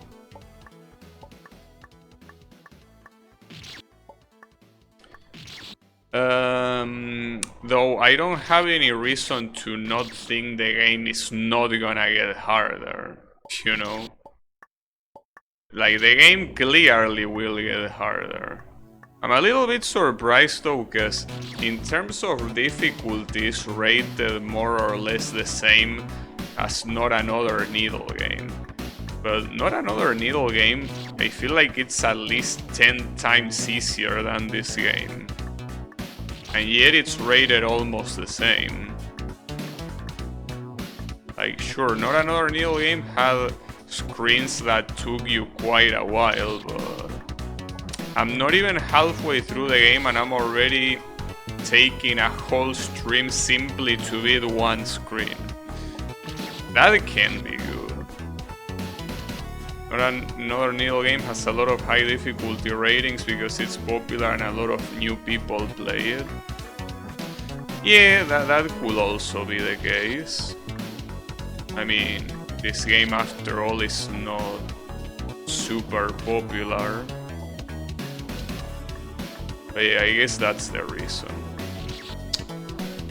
But yeah, like, it just feels like it's at least 10 times harder. I don't think I'm exaggerating. Like, if I was actually serious to beat this game, judging by the difficulty of the current screen, I feel like it could easily take me, maybe not 10 times the amount that Not Another Needle game took me, but it could take me definitely more than twice the amount of time that it took me to beat that game. But yeah. Well, in that case, the dream might be dead. It's a shame. I didn't expect much else though.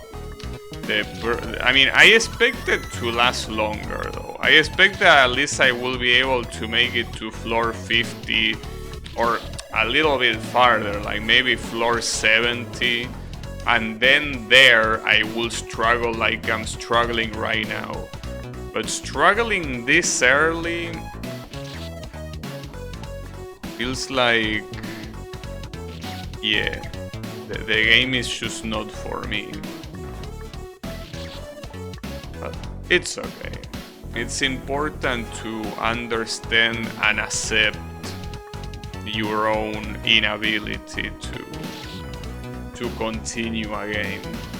But yeah, I definitely don't seem to be able to do it. Maybe this game doesn't get much harder later. Well, I mean, the problem is that the game has gotten harder constantly. Like, ever since the game started to this screen, the game has increasingly been getting harder. There are some floors that I can say that are harder than others despite coming earlier, so it's not like it's a completely linear progression of difficulty. But if we count the stream time, every stream has gotten less and less floors being beaten. You know? And that's something that has been a constant since the first stream. And now it's basically ending in this. A stream that I still have not finished a single floor for. So I am afraid that we might be in need to say goodbye. As much as I don't like the idea, if it cannot be, it cannot be. You know? It is the way it is. I mean, it's kinda like with I Wanna Kill the Witch. That's a game I like. I mean, just like this one. But I simply wasn't good enough to continue playing it. So you gotta accept. Accept and move on. Unfortunately, since I finished Dark Souls 2, the playthrough of Dark Souls 2, I don't really have any other big game lineup. There is still not been an update on that, what's taking him so long. It's not that it's taking him so long, it's just that he is no longer working on it. And that's not something that is hard to think of, especially for fun games. I mean, keep in mind that differently from if you are working for a company like Capcom or whatever. Fan game development runs strictly on motivation and nothing else. If you are not motivated to work on a fan game, you won't. And there's nothing that will make you do otherwise. In fact, if at some point in the future I haven't finished my fan game and I feel like I don't want to work on it, nothing will stop me. I mean, I currently do have the motivation to finish it, but hey, maybe in 2 months I won't. And at that point, it's not a matter of if it's taking me long or not. It's that I should stop working on it.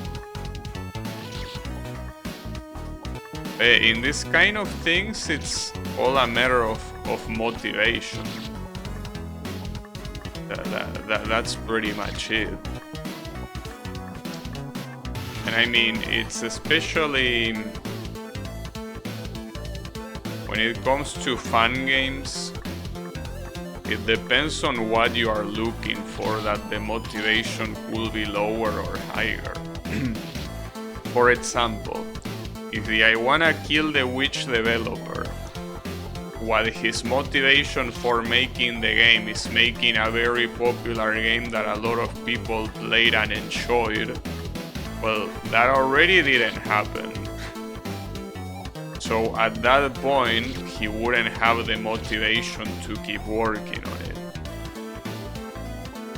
In my case, my main motivation to finish the fan game is knowing what I can produce, knowing what game of my own can result on. And well, that's something that I want to see the end of. So that's my motivation to finish. Like if my motivation was something like, I don't know, making waves in the I Wanna Be The Guy community, like completely changing the standards and the paradigm of the community or whatever, well, no, because my game is not gonna do that.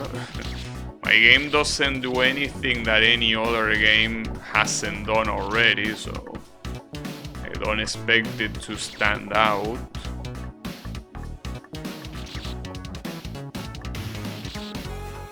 So at the end of the day, it's all a matter of the motivation. What motivates you to work on a fun game? Well, whatever it does, if it's not there, neither will the work for the game, so yeah. It is the way it works.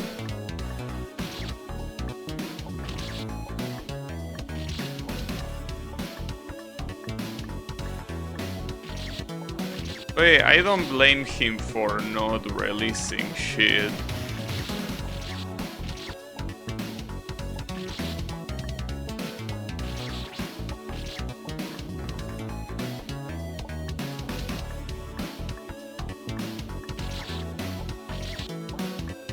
But yeah. Regardless, what I was talking about was the... really don't have any other long game lineup. This was kinda like the other long game I was playing, but I don't think after today I will continue playing it if this is the progress I will make. So I will have to think of another game.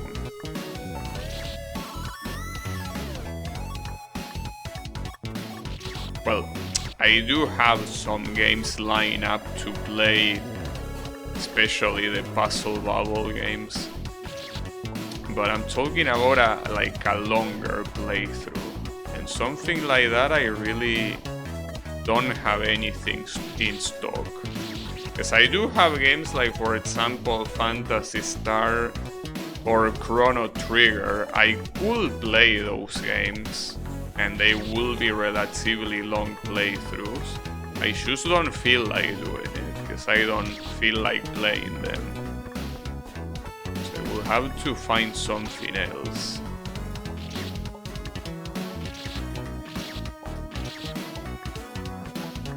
But yeah, hard to tell what it could be.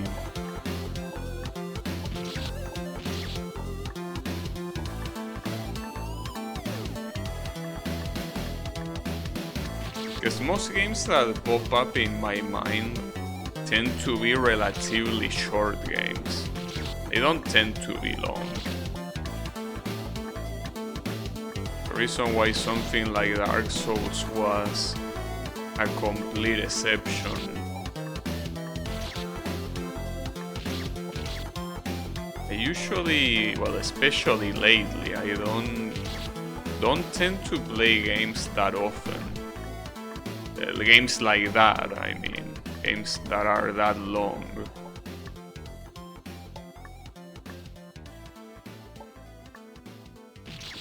Team, that champ is so fucked up. The thing about this champ is that if you take a long time to champ, what you just saw is gonna happen. But if you champ too early, you're just gonna bonk your head here and then hit the spike.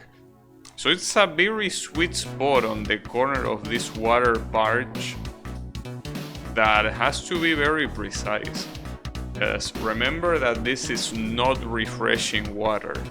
So if you leave the water barge, you are already dead. There's nothing you can do once you're out of the water.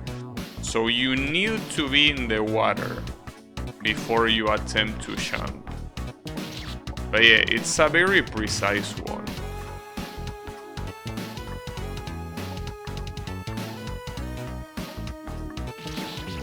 That jump does look kinda disgusting, yeah.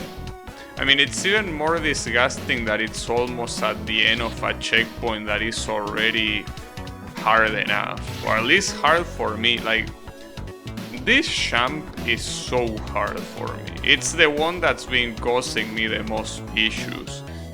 This one is not that hard. This one is kinda fucked up at the beginning. Once you land on the water, jumping immediately afterwards and landing here is not that bad. And then you have this one. So yeah, it's as overall as a checkpoint. Well, so far this is the hardest checkpoint in the game. Like, I remember some other checkpoints that took me a while, but this is so far the one is taking me the longest, so it's safe to claim that is until this moment the hardest checkpoint in the game. Obviously I will expect later in the game there will be harder checkpoints, but as of floor 42, this one is the hardest one, without a doubt. Because even if I was yapping a lot, and you could maybe say, well, you weren't fully focusing on it, so what do you expect? But, I mean, I also been yapping in the previous checkpoints as well. So yeah, it's not that.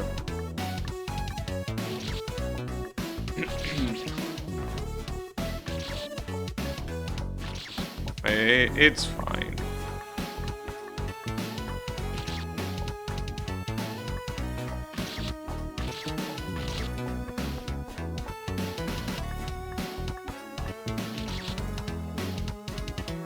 I wish I could come up with another long playthrough to do. Something that at least will make my mind not constantly think on what to play. Most of the long playthroughs that I think of are long, RPGs. I mean, because they tend to be the longest games. There is one though that with Rabbit and Still on Lunatic, damn nice. Congratulations. And so should you. No. No. It has to be something else. And I've been thinking of a specific game that apparently is not a turn-based RPG. It's an action RPG. And it's a relatively known series. Well, it depends on what you mean by known. It's Wise. It's written YS. I have Wise 1 and 2 on Steam, so it wouldn't be a problem on obtaining it, because I just need to install them and that's it.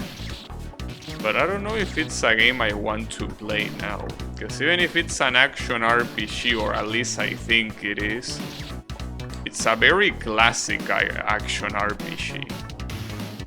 Don't know if I will enjoy it. I mean, eventually I will play it, but I don't know if it's the right time now. Machine Rabbit and Steel with the whole gang.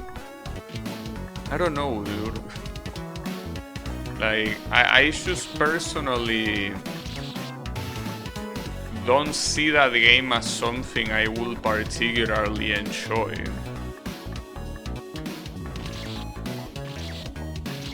I mean, not like I will dislike it, but I see that game in the same vein. I see games like,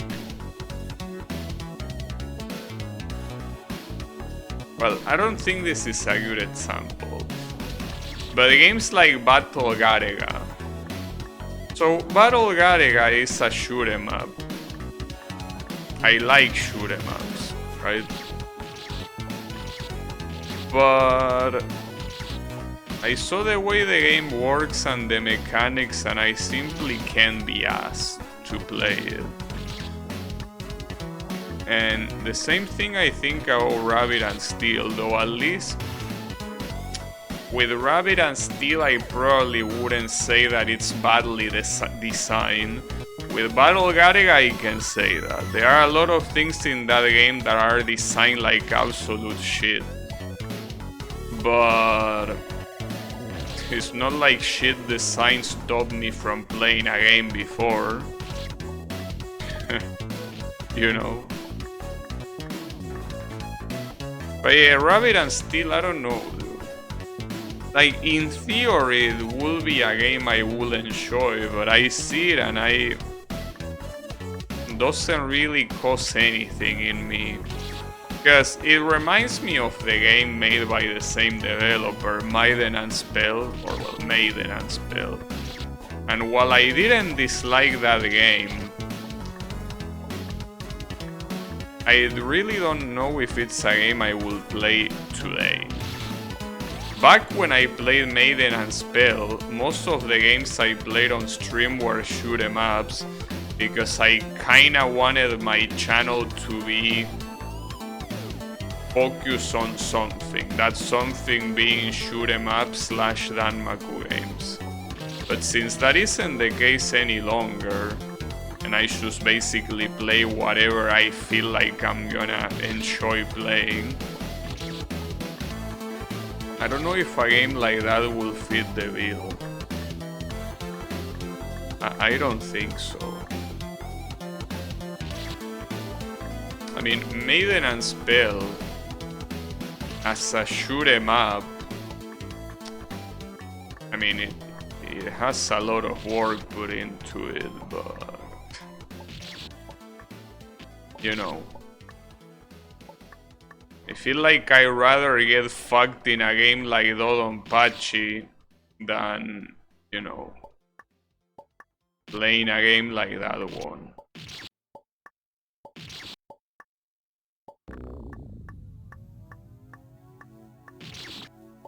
I don't know. Maybe I'm wrong. Maybe if I play the game, I realize that it's the best thing ever, but I very heavily doubt that. Very heavily.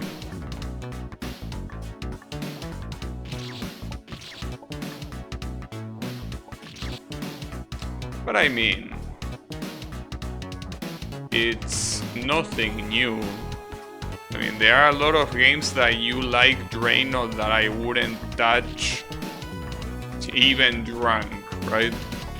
Games like RuneScape, for example. I will never play a game like that. Not when I have Ragnarok Online. I have zero reason to play RuneScape. That is a game you like, and that's fine, but... shut your mouth. See? Those kind of visceral reactions are exactly what I would expect. Actually fair. I mean, it's just the way it is. There are a lot of games that, for you, they are super cool. How about we play some Realm of the Mad God? I don't even know what that is, dude. What the fuck is that? Realm of the Mad God. Is that an MMO? Bullet Hell MMO. Bro, that combination doesn't work. Like, bullet hells are a very personal experience. Why would you turn something like that into an MMO? This game works? Yeah, sure. I mean, I could tell you of a lot of games that work. I mean, Overwatch works, and yet it doesn't work for me. I wouldn't touch a game like Overwatch. I want to play a competitive first-person shooter. I would prefer something of the Counter-Strike variation. Some lore here. Realm of the Mad God is where I got my name from. Well, good stuff, but yeah, I don't think it's the kind of game I will be into. I mean, you gotta understand that we are just very fundamentally different in terms of taste. To me, a game like Rage Racer on the PlayStation 1 is one of the best games ever. To you, it probably is just a shitty ass game that who cares about, right? Who cares about that game? Why would anyone play that when something like Forza Motorsport exists, right? Or even the initial arcade games. I understand that, but to me a game like Rage Racer is insane. But yeah, you gotta understand we are simply too different. I mean, it's a miracle that you somehow took a liking to my stream, when almost nothing that I play are things of your liking. Same with Yami. I mean, you and Yami in that regard are not very different. Most of the things I love and enjoy, you don't. I hate Dark Souls 2, I don't care. Yeah, I know. Well, I know, I didn't know that you hated that game. But I know that you hate the stuff that I play, and I know that you don't care about what I play. You care about the fact that I stream. But yeah, it's still a miracle. You're like a clown on the internet. I know. But yeah, the thing is that I just like a set of games that I know you don't, so I don't think we can you know, there are that many games we could play together aside from the ones we already did. You know, those being Killing Floor and I Wanna Quo.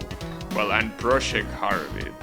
Cannot forget about Project Harvard, of course. But yeah. Play plenty of games you enjoy too. Yeah. But most of them, you know. Hey Lilo, how is it going? I think the word clown doesn't need to be negative. I feel like clown, well, obviously it has more of a negative connotation now. Clowns are supposed to be good people. Adult entertainer. I mean, if it wasn't you and it was an NPC from a game, I have an answer like ready on frame 1 to what you should say, but I will refrain, because you are not a game NPC. But yeah, it's very tempting, I gotta say. No, I'm not gonna say it. No. Not to mention it's not creative. It's the typical answer any teenager will say to that. You feel sick? Hopefully you can feel better. I'm very PG. I mean, I don't think my vocabulary is very PG. I don't think my stream is anything a kid should be watching. I'm the entire circus. It could be.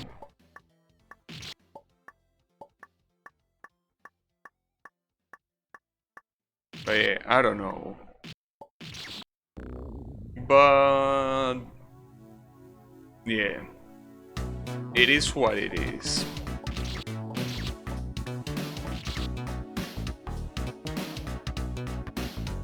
Want to see the NPC answer? Bro, it's not that hard to guess. Someone called me an adult entertainer. What do you think is the first answer that comes to a teenager mind? Come on, bro. Like the most obvious one.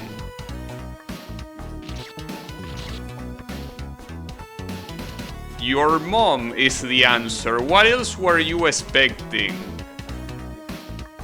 That's the answer. Were you expecting something smart? Come on, dude. Are you out of your mind? I told you it was gonna be a teenager answer. It's the typical. You say anything like that and a teenager will tell you your mom. I mean, I know I will. I'm doing it now, but if I was younger, I would be saying the same.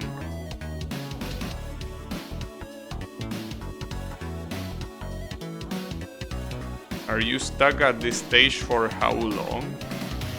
Since the beginning of the stream.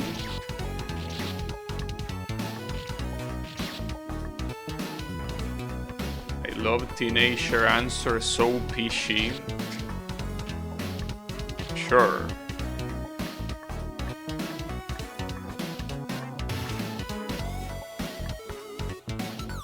I'm milking the content. Sure I am. But yeah, as you were able to figure out, I am indeed stuck in this screen since the beginning of the stream, which means that I think that I unfortunately will have to give up on this game.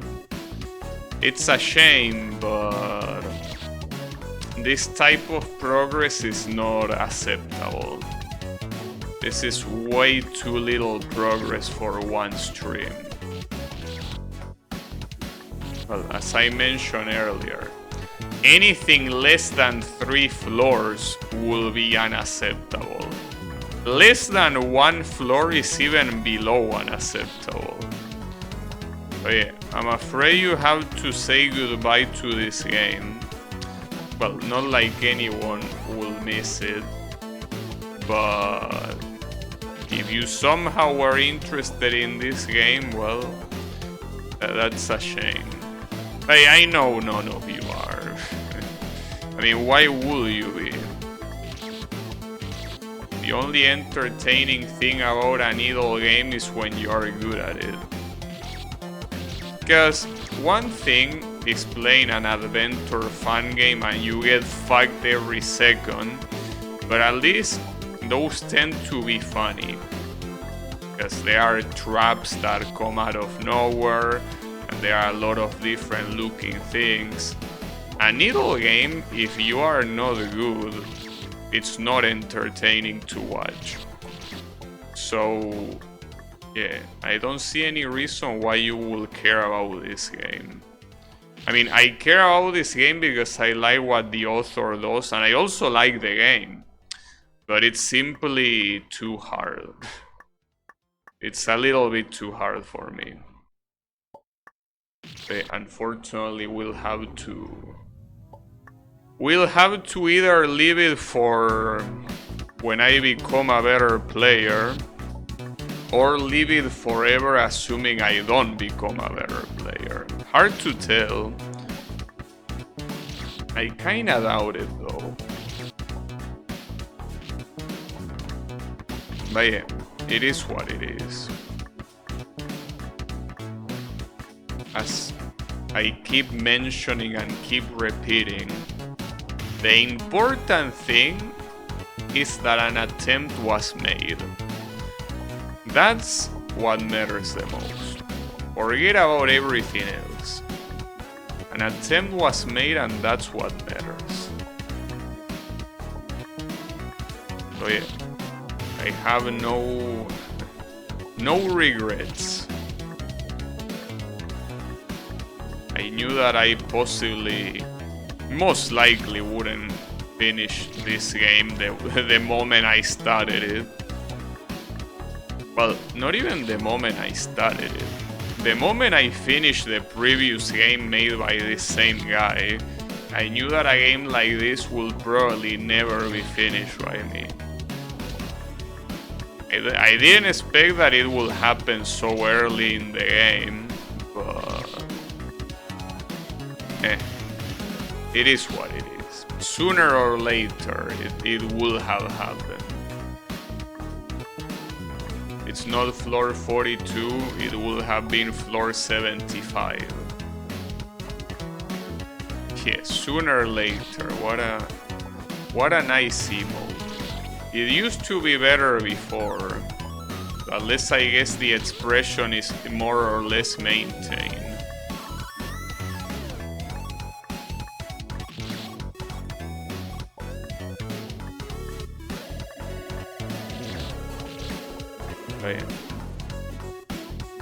An attempt was made indeed.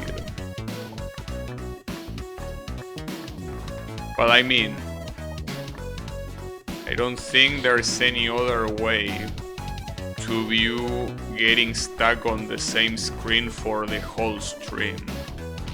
I don't know about anyone else, but I think that for me that counts as an attempt, personally. It personally counts as an attempt. I mean, if this was the final floor, I wouldn't mind keep tryharding it. I mean, it's kinda like what I'm doing with Suma Deluxe. Suma is a game that is, like, that last level is extremely hard, but I'm tryharding it precisely because I know it's the last level. If instead of that the game had like 5 more whole levels to go, I probably wouldn't bother. But yeah, but in this case, It's not 5, it's not 10, it's not 20, it's 58 screens to go after this one. So I'm afraid that that's just not reasonable for me. Might be reasonable for Echo Mask, but not for me. Well, I say Echo Mask because it's the only Needle player I know. Well, I mean, I don't know much about the I Wanna Be the Guy community in general. But yeah, Echo will definitely shred this game very easily. I mean, he was able to beat Crimson Needle 3. So yeah, this game will be a walk in the park.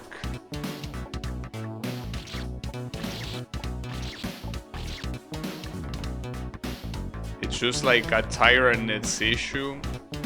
I mean, I would agree with you if it wasn't for the fact that I've been stuck in this screen the whole stream. It would make sense if I had beaten, I don't know, 2 screens and I get stuck in a checkpoint for like an hour and a half. But getting stuck on 1 screen for the entirety of the stream, that's never a good signal. That just means it's kind of like, I don't know, you're playing a turn-based RPG and you go into an area where the enemies kill you in 1 shot. Well, what you understand by that is that you shouldn't be there at that point. You should go back there when you're a higher level. Well, the same thing applies here, it's just that a higher level here is a more abstract thing.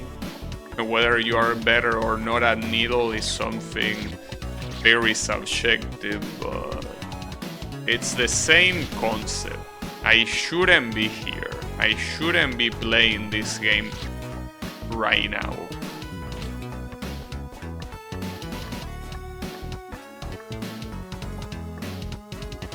Yeah, need to level up. But I don't know if 1 year is gonna be enough. Because that's another thing. I don't play fan games non-stop. If I play fan games every stream, yes, come back in 1 year will make sense. But since I don't play them every day, I don't even think 1 year will be enough. Or any amount of years. This just happens commonly in fan games. You're playing something, you don't clear it while you're playing well, and eventually you stop playing well. Well, but I'm not playing well. I think for what I understand that you're trying to say is that I should clear this before I stop playing well, but the truth is I'm not playing well. Like, yes, I can play worse, I know that, and when I get older I will play worse because my reflexes won't be at the same level they are right now. But this is not a Project Diva situation. Project Diva, like, if I wanted to full combo a song in Project Diva, like if for some reason I was infatuated with full combo in a song in Project Diva, yes, I should do it now before I eventually lose my skill in that game. Because yes, I am good at that game. And yes, I could very easily become not good in a relatively short amount of time. But fan games? I'm not good at fan or at Needle fan games. Things like adventure games are a different thing, but that's usually because adventure games, for the most part, don't require the insane precision that Needle games require. I'm talking like in 1 session. Yeah, but see, you gotta understand that in this session I actually got a checkpoint. This stream started in the previous checkpoint, the one that is up there, and I beat it in 3 minutes. Like, I started the stream, 3 minutes passed, and I was already here. So I don't think I'm playing badly for my standards. Like, I don't play Needle well, yes, but I don't think I'm particularly playing worse today. I'm playing the way I always play. It just so happens that this checkpoint is beyond my abilities. But yeah, I don't consider that I'm playing worse than I usually do. I'm playing normally. I'm not playing better either.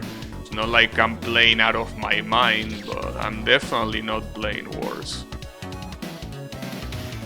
You play well at the start of the stream because less tired. But bro, 3 minutes pass. It's not that the first checkpoint took me an hour and then I'm tired and I cannot complete the second one. 3 minutes pass.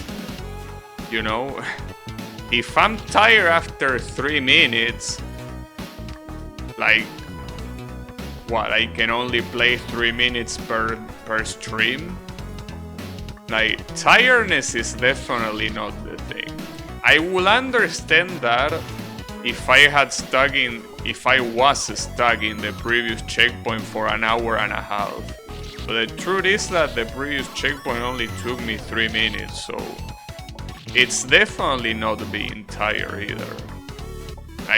This is the typical skill check. Sometimes you get skill check, and sometimes you don't pass that skill check.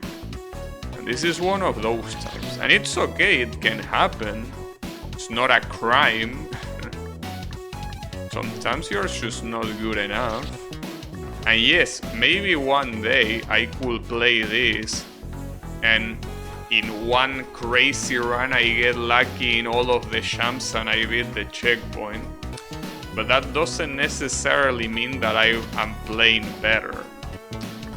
Because that's also the thing with this type of needle. When you're not skilled enough for needle, usually what happens is that most of the jumps you do feel like you're getting lucky. You know? Obviously there is a skill involved and it's not like you're just closing your eyes and pressing random buttons. But a lot of things that you do, you just feel like you are not fully responsible for them. You know? Like, for example, every time I make this jump, it's not like I am like, oh yeah, I made it because this time I move a little bit more to the right or to the left.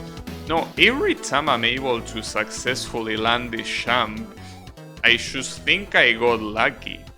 Because the fact that I cannot reliably get it means that, well, I'm not doing what I'm supposed to be doing consistently. And if you're not doing something consistently, you are pretty much relying on, I mean, not on luck, because there is no RNG involved, but you are not really relying on playing well or not. You are relying on,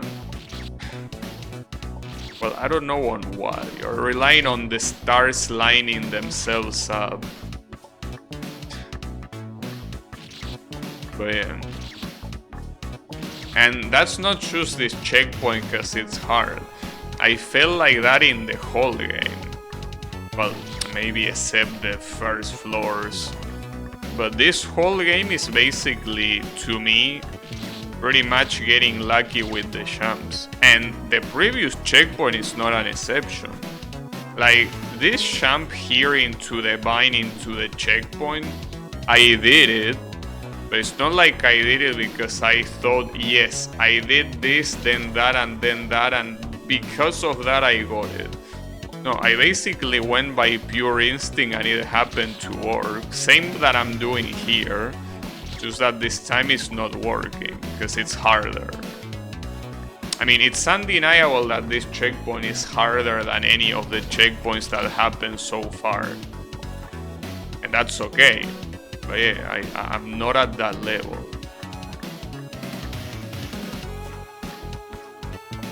I don't think... I mean, it's something that... It's just that it's hard to find people that play this exact game and remember this exact screen. But I'm pretty sure that if someone was playing this game or played this game not that long ago, they will most likely tell me this checkpoint is hard, or at least harder than the rest in the vicinity, right? In the vicinity of checkpoints, this one is clearly above them.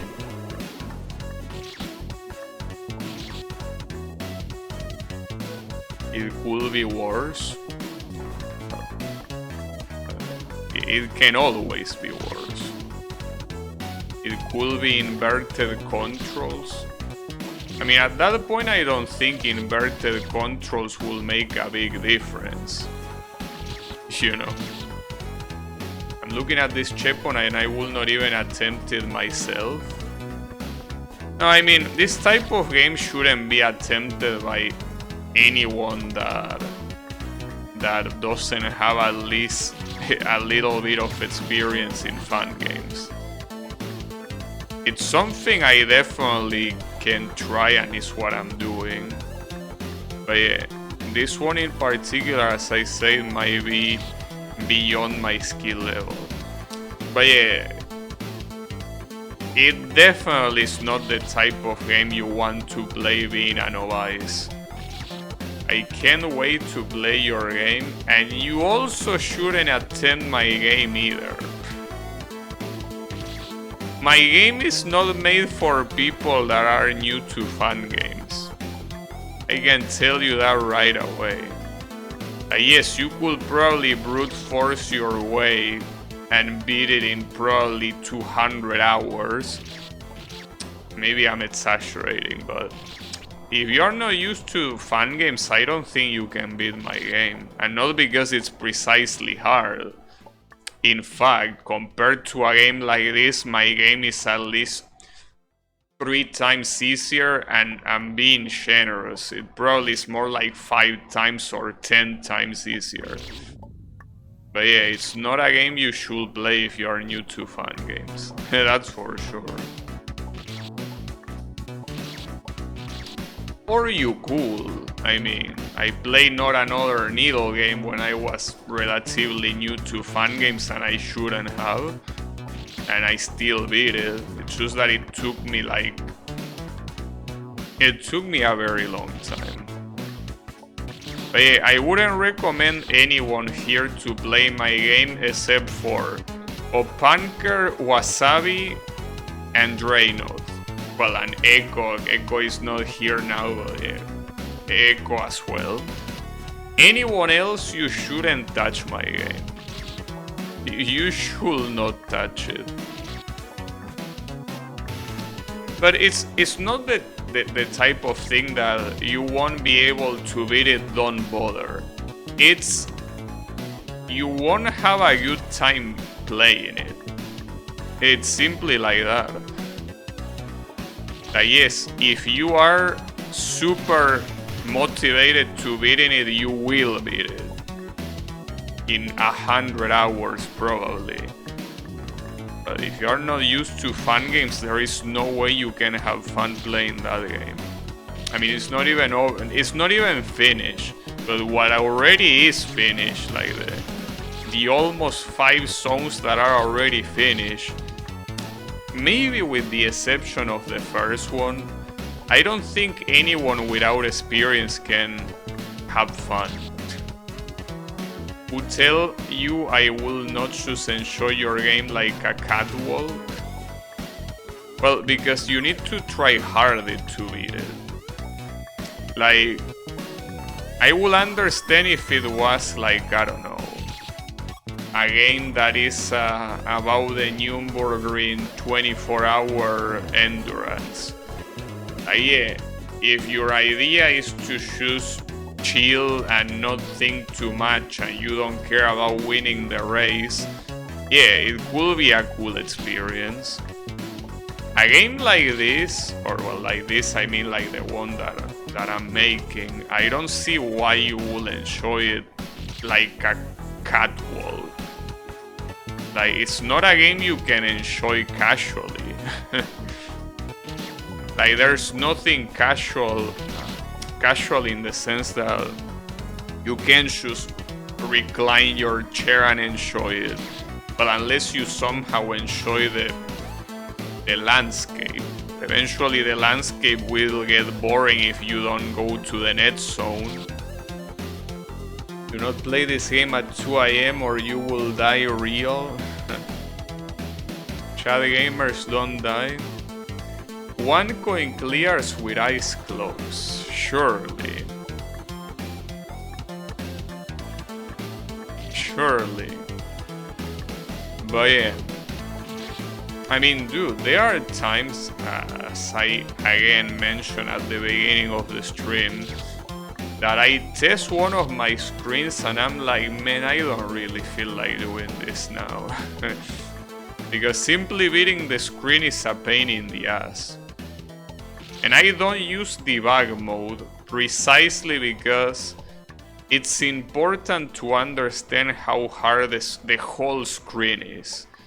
Yes, I could use debug mode and test every champ individually, but what's the point of that? I don't care of knowing how an individual champ is, I care about the whole checkpoint. So if the whole checkpoint is too hard, I will nerf it, the same way that if it is too easy, I will buff it. So because of that, I play them in its entirety. I play them entirely, from beginning to end. And doing that is a little bit of a pain in the ass, especially when it might be a little bit too hard to beat them and you need to nerf. Or well, you don't need to, but you want to. And that's something that's the thing. It's not just that I nerf when I struggle. I specifically nerf if I take like more than an hour and I'm still struggling with something. I mean, actually it's less than that. It's probably more like half an hour. If I tell half an hour on a checkpoint and I cannot beat it, I nerf it.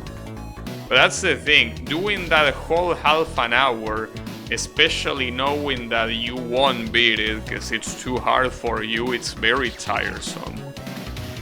But it's necessary because otherwise you wouldn't know.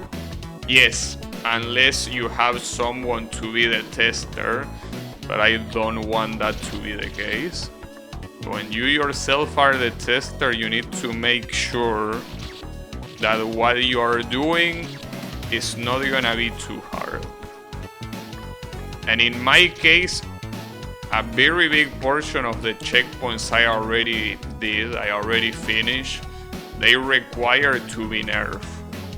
Because otherwise it will be a checkpoint that I personally will get stuck for at least an hour. And if that happens, that's something that I will want to happen at the end of the game. But the problem is that I'm not even close to the end of the game. But I'm also not that far, to be fair. But yeah, like, I can understand that, like, on the last two zones, I probably, like, if I take an hour, I don't care. I will still not nerf it. But that will make things even worse for me as a tester, I mean. Because that means that I need to try hard maps that I still don't know if it's gonna be the last version of them. Because if I take something like 3 hours on a single screen, then, well, no, I will nerf it, clearly. But yeah, the longer I go in the game, the more I'm gonna take. Simply because to measure that the screen is too hard or not, I need to be testing a lot. To be fair, it will be easier to do a more or less easy screen and keep beating it until it takes me a little bit more to beat it, instead of doing the opposite. The opposite being making a hard screen, and if it's too hard, nerf it. The opposite tends to be, like, starting by making it easier tends to be a better idea. But at the same time, the design itself of the screen is something that heavily depends on the difficulty too. So if you make something too easy and you start filling the screen with spikes and platforms and all of that, making it harder, well, redundancy aside, might be harder. Because you will now need to start remodeling the place. Instead, if you start by making a screen hard, removing stuff or making stuff smaller or making gaps higher, that's not that hard to do. But yeah, the hard thing to do is figuring out that it's actually hard. And obviously once the whole game is done, I still will need to test it one more time altogether. And I might not be happy with one of the checkpoints. I might need to nerf it and test it again. But yeah, it's not easy, I can tell you. Especially, I mean, I really want to avoid being guilty of the things that I criticize creators for. So I really want to make sure my screens are relatively well balanced. I really want to make sure that you don't go from what checkpoint that took you like an hour and the next one takes you 5 minutes. It might happen because everyone is good at fun games differently. Like some of you might be better at, you know, doing drop jumps. Others might be better at doing very tight, like, tap jumps. Others might just be better, I don't know, at jump refreshers in general. Something that heavily depends from player to player. So obviously it's impossible to do something that will be balanced for everyone. But at the very least, I want to make sure that it's balanced for me. And then, well, if it's balanced for other people, the chance will be higher. If it's balanced for me, it might be balanced for many other people too. On the other side, if it's not balanced for me, I cannot pretend it will be balanced for anyone else. Are you going to sleep? Alright. Have a good night, Opanker, and thanks for hanging out. I very heavily doubt that this save is gonna be beaten at all. Not just today, but at any point. But hey, on these 15 minutes left of stream, you can bet your ass that I'm gonna try. I will try. I will try, not only just try, I will try my best. But yeah, if it's not enough, it's not enough. You can do it. Thanks. It's not a matter if I can do it or not, it's a matter of how long I will take. And if it takes longer than the entirety of this stream, then no, it won't happen.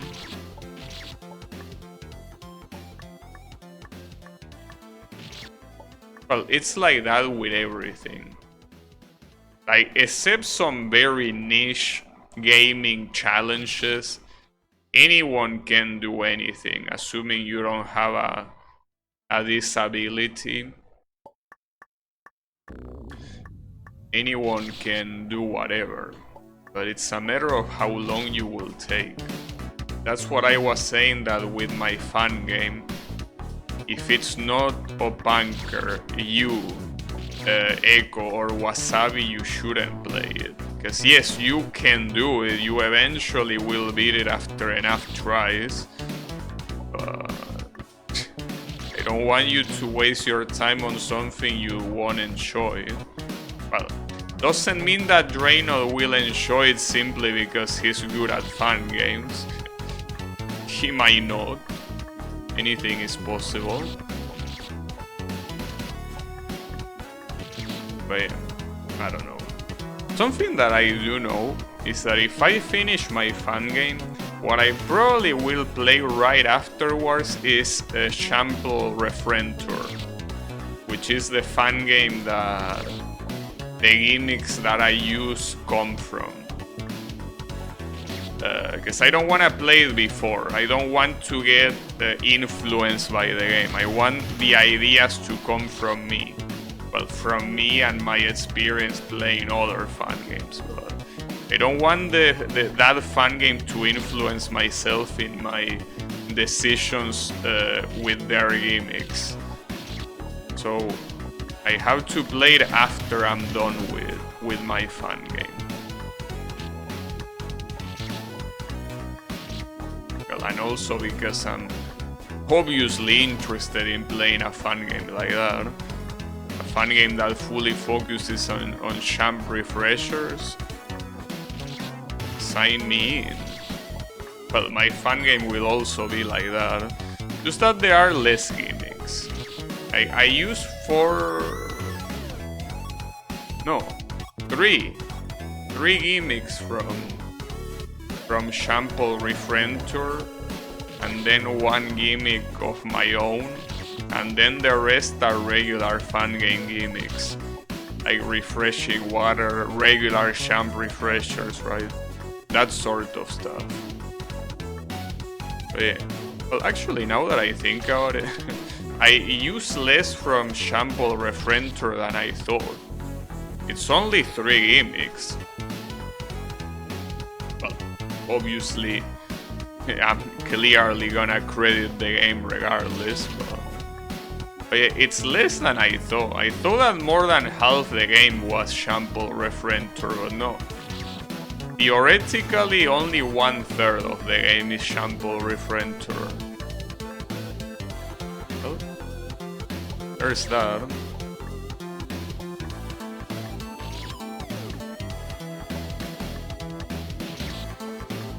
But yeah, I still want to play that game. But only after my fan game is done. Not before.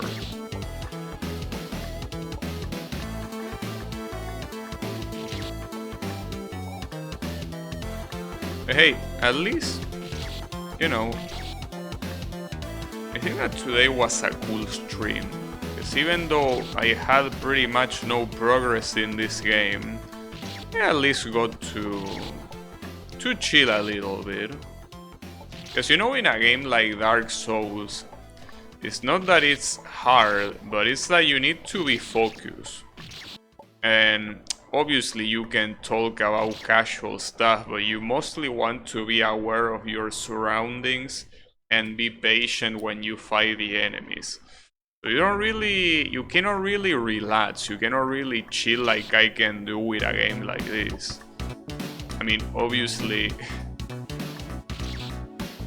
there are better games to chill to than something like this,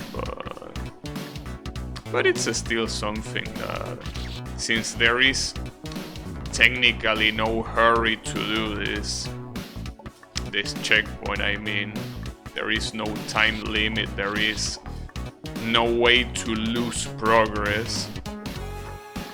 Because of that, it's pretty simple to just relax and talk a little bit, you know?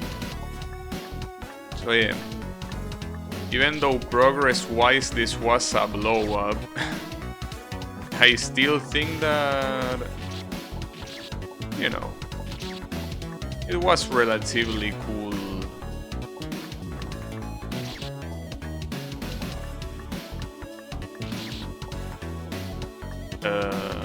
was I ought to say?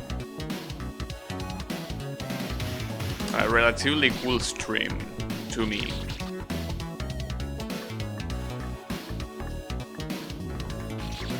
But yeah, I do need to think of a game to play that will hopefully last a long time.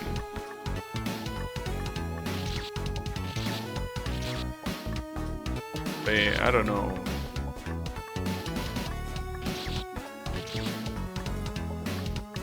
So I don't really think that... I mean, if there's any game that I will play casually, it will be Ragnarok Online. And I mean, it's not like I mind streaming Ragnarok Online on stream,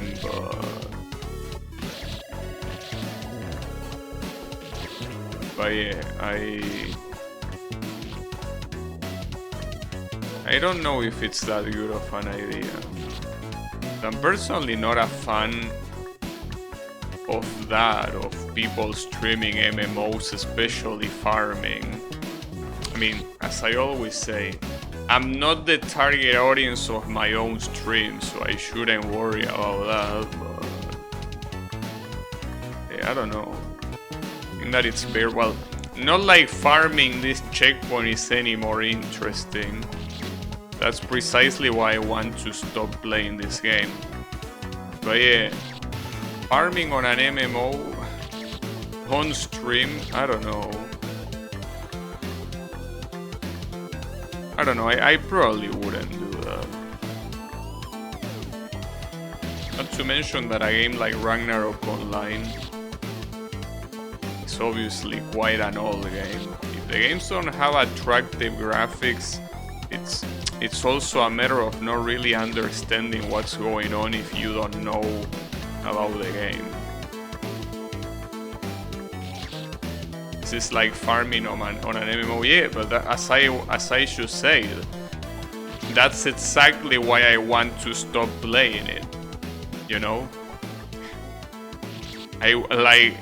That's precisely why this is gonna be the last stream of me playing this game. Because I'm not comfortable with streaming myself farming the same shit over and over again. And that's why I'm insecure about streaming something like farming in Ragnarok Online. Because as you say, it will be exactly like this, and that's what I don't want. I will be more comfortable if you say Dark Souls 2 sucks. Well, too bad. I mean, I will be more comfortable if you were in a glowy, and yet here we are. But yeah, there are some things that just can't be helped. Hey, how is it going, Yami? Some things are just not meant to be. It happens.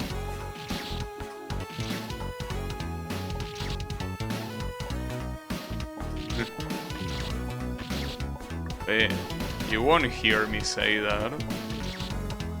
In fact, you won't hear me say that about any Dark Souls game. As much as I don't like Dark Souls 3 compared to the other two, I also wouldn't say Dark Souls 3 sucks. Sometimes it feels tempting, but I know that deep inside I don't think that. And I guess that you can apply that to any Souls game, because I mean, Sekiro I like it. Bloodborne I didn't play it, but for the people that played it, it seems like it's more or less like a Dark Souls 3, but even more streamlined. So even if it's something I wouldn't prefer, it's something I most likely would like. And Elden Ring, I don't have any reason to think I wouldn't like it, so... Assume Dark Souls 2 is good. Gabby says Dark Souls 2 is good. Therefore Dark Souls 2 is bad. Well, look, man, if you don't have the thinking capacity that is higher than a computer, I don't know what to tell you. Unfortunately, I have nothing but pity. But yeah, what can I say? You know, maybe you should ask your administrator to give you some maintenance. It's fine.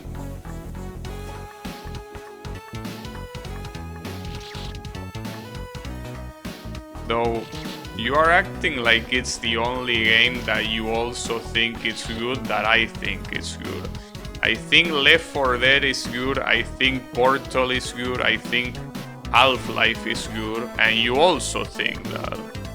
So I don't know why Dark Souls 2 is something you get infatuated with. It's not the only game we both agree is good.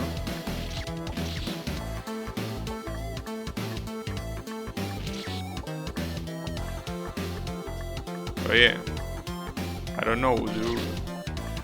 I think that your software might need an update. But yeah, you might want to contact your administrator.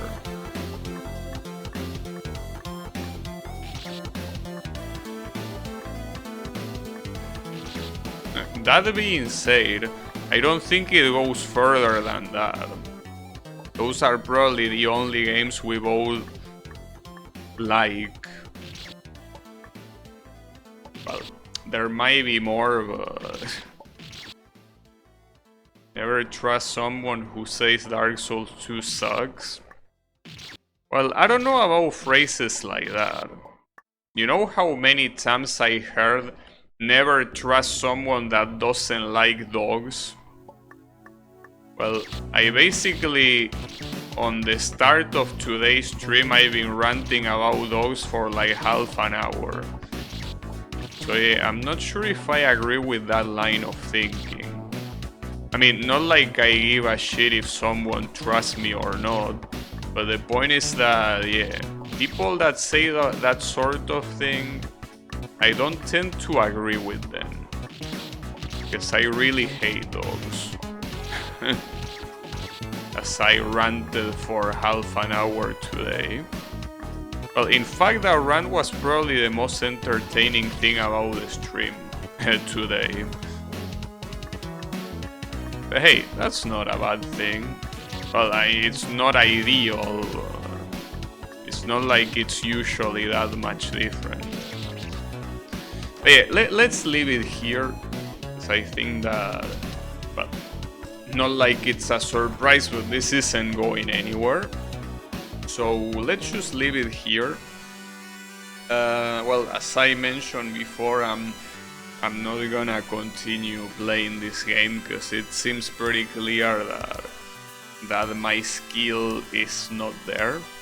I need to be a lot better to be able to not only beat this game but also enjoy it.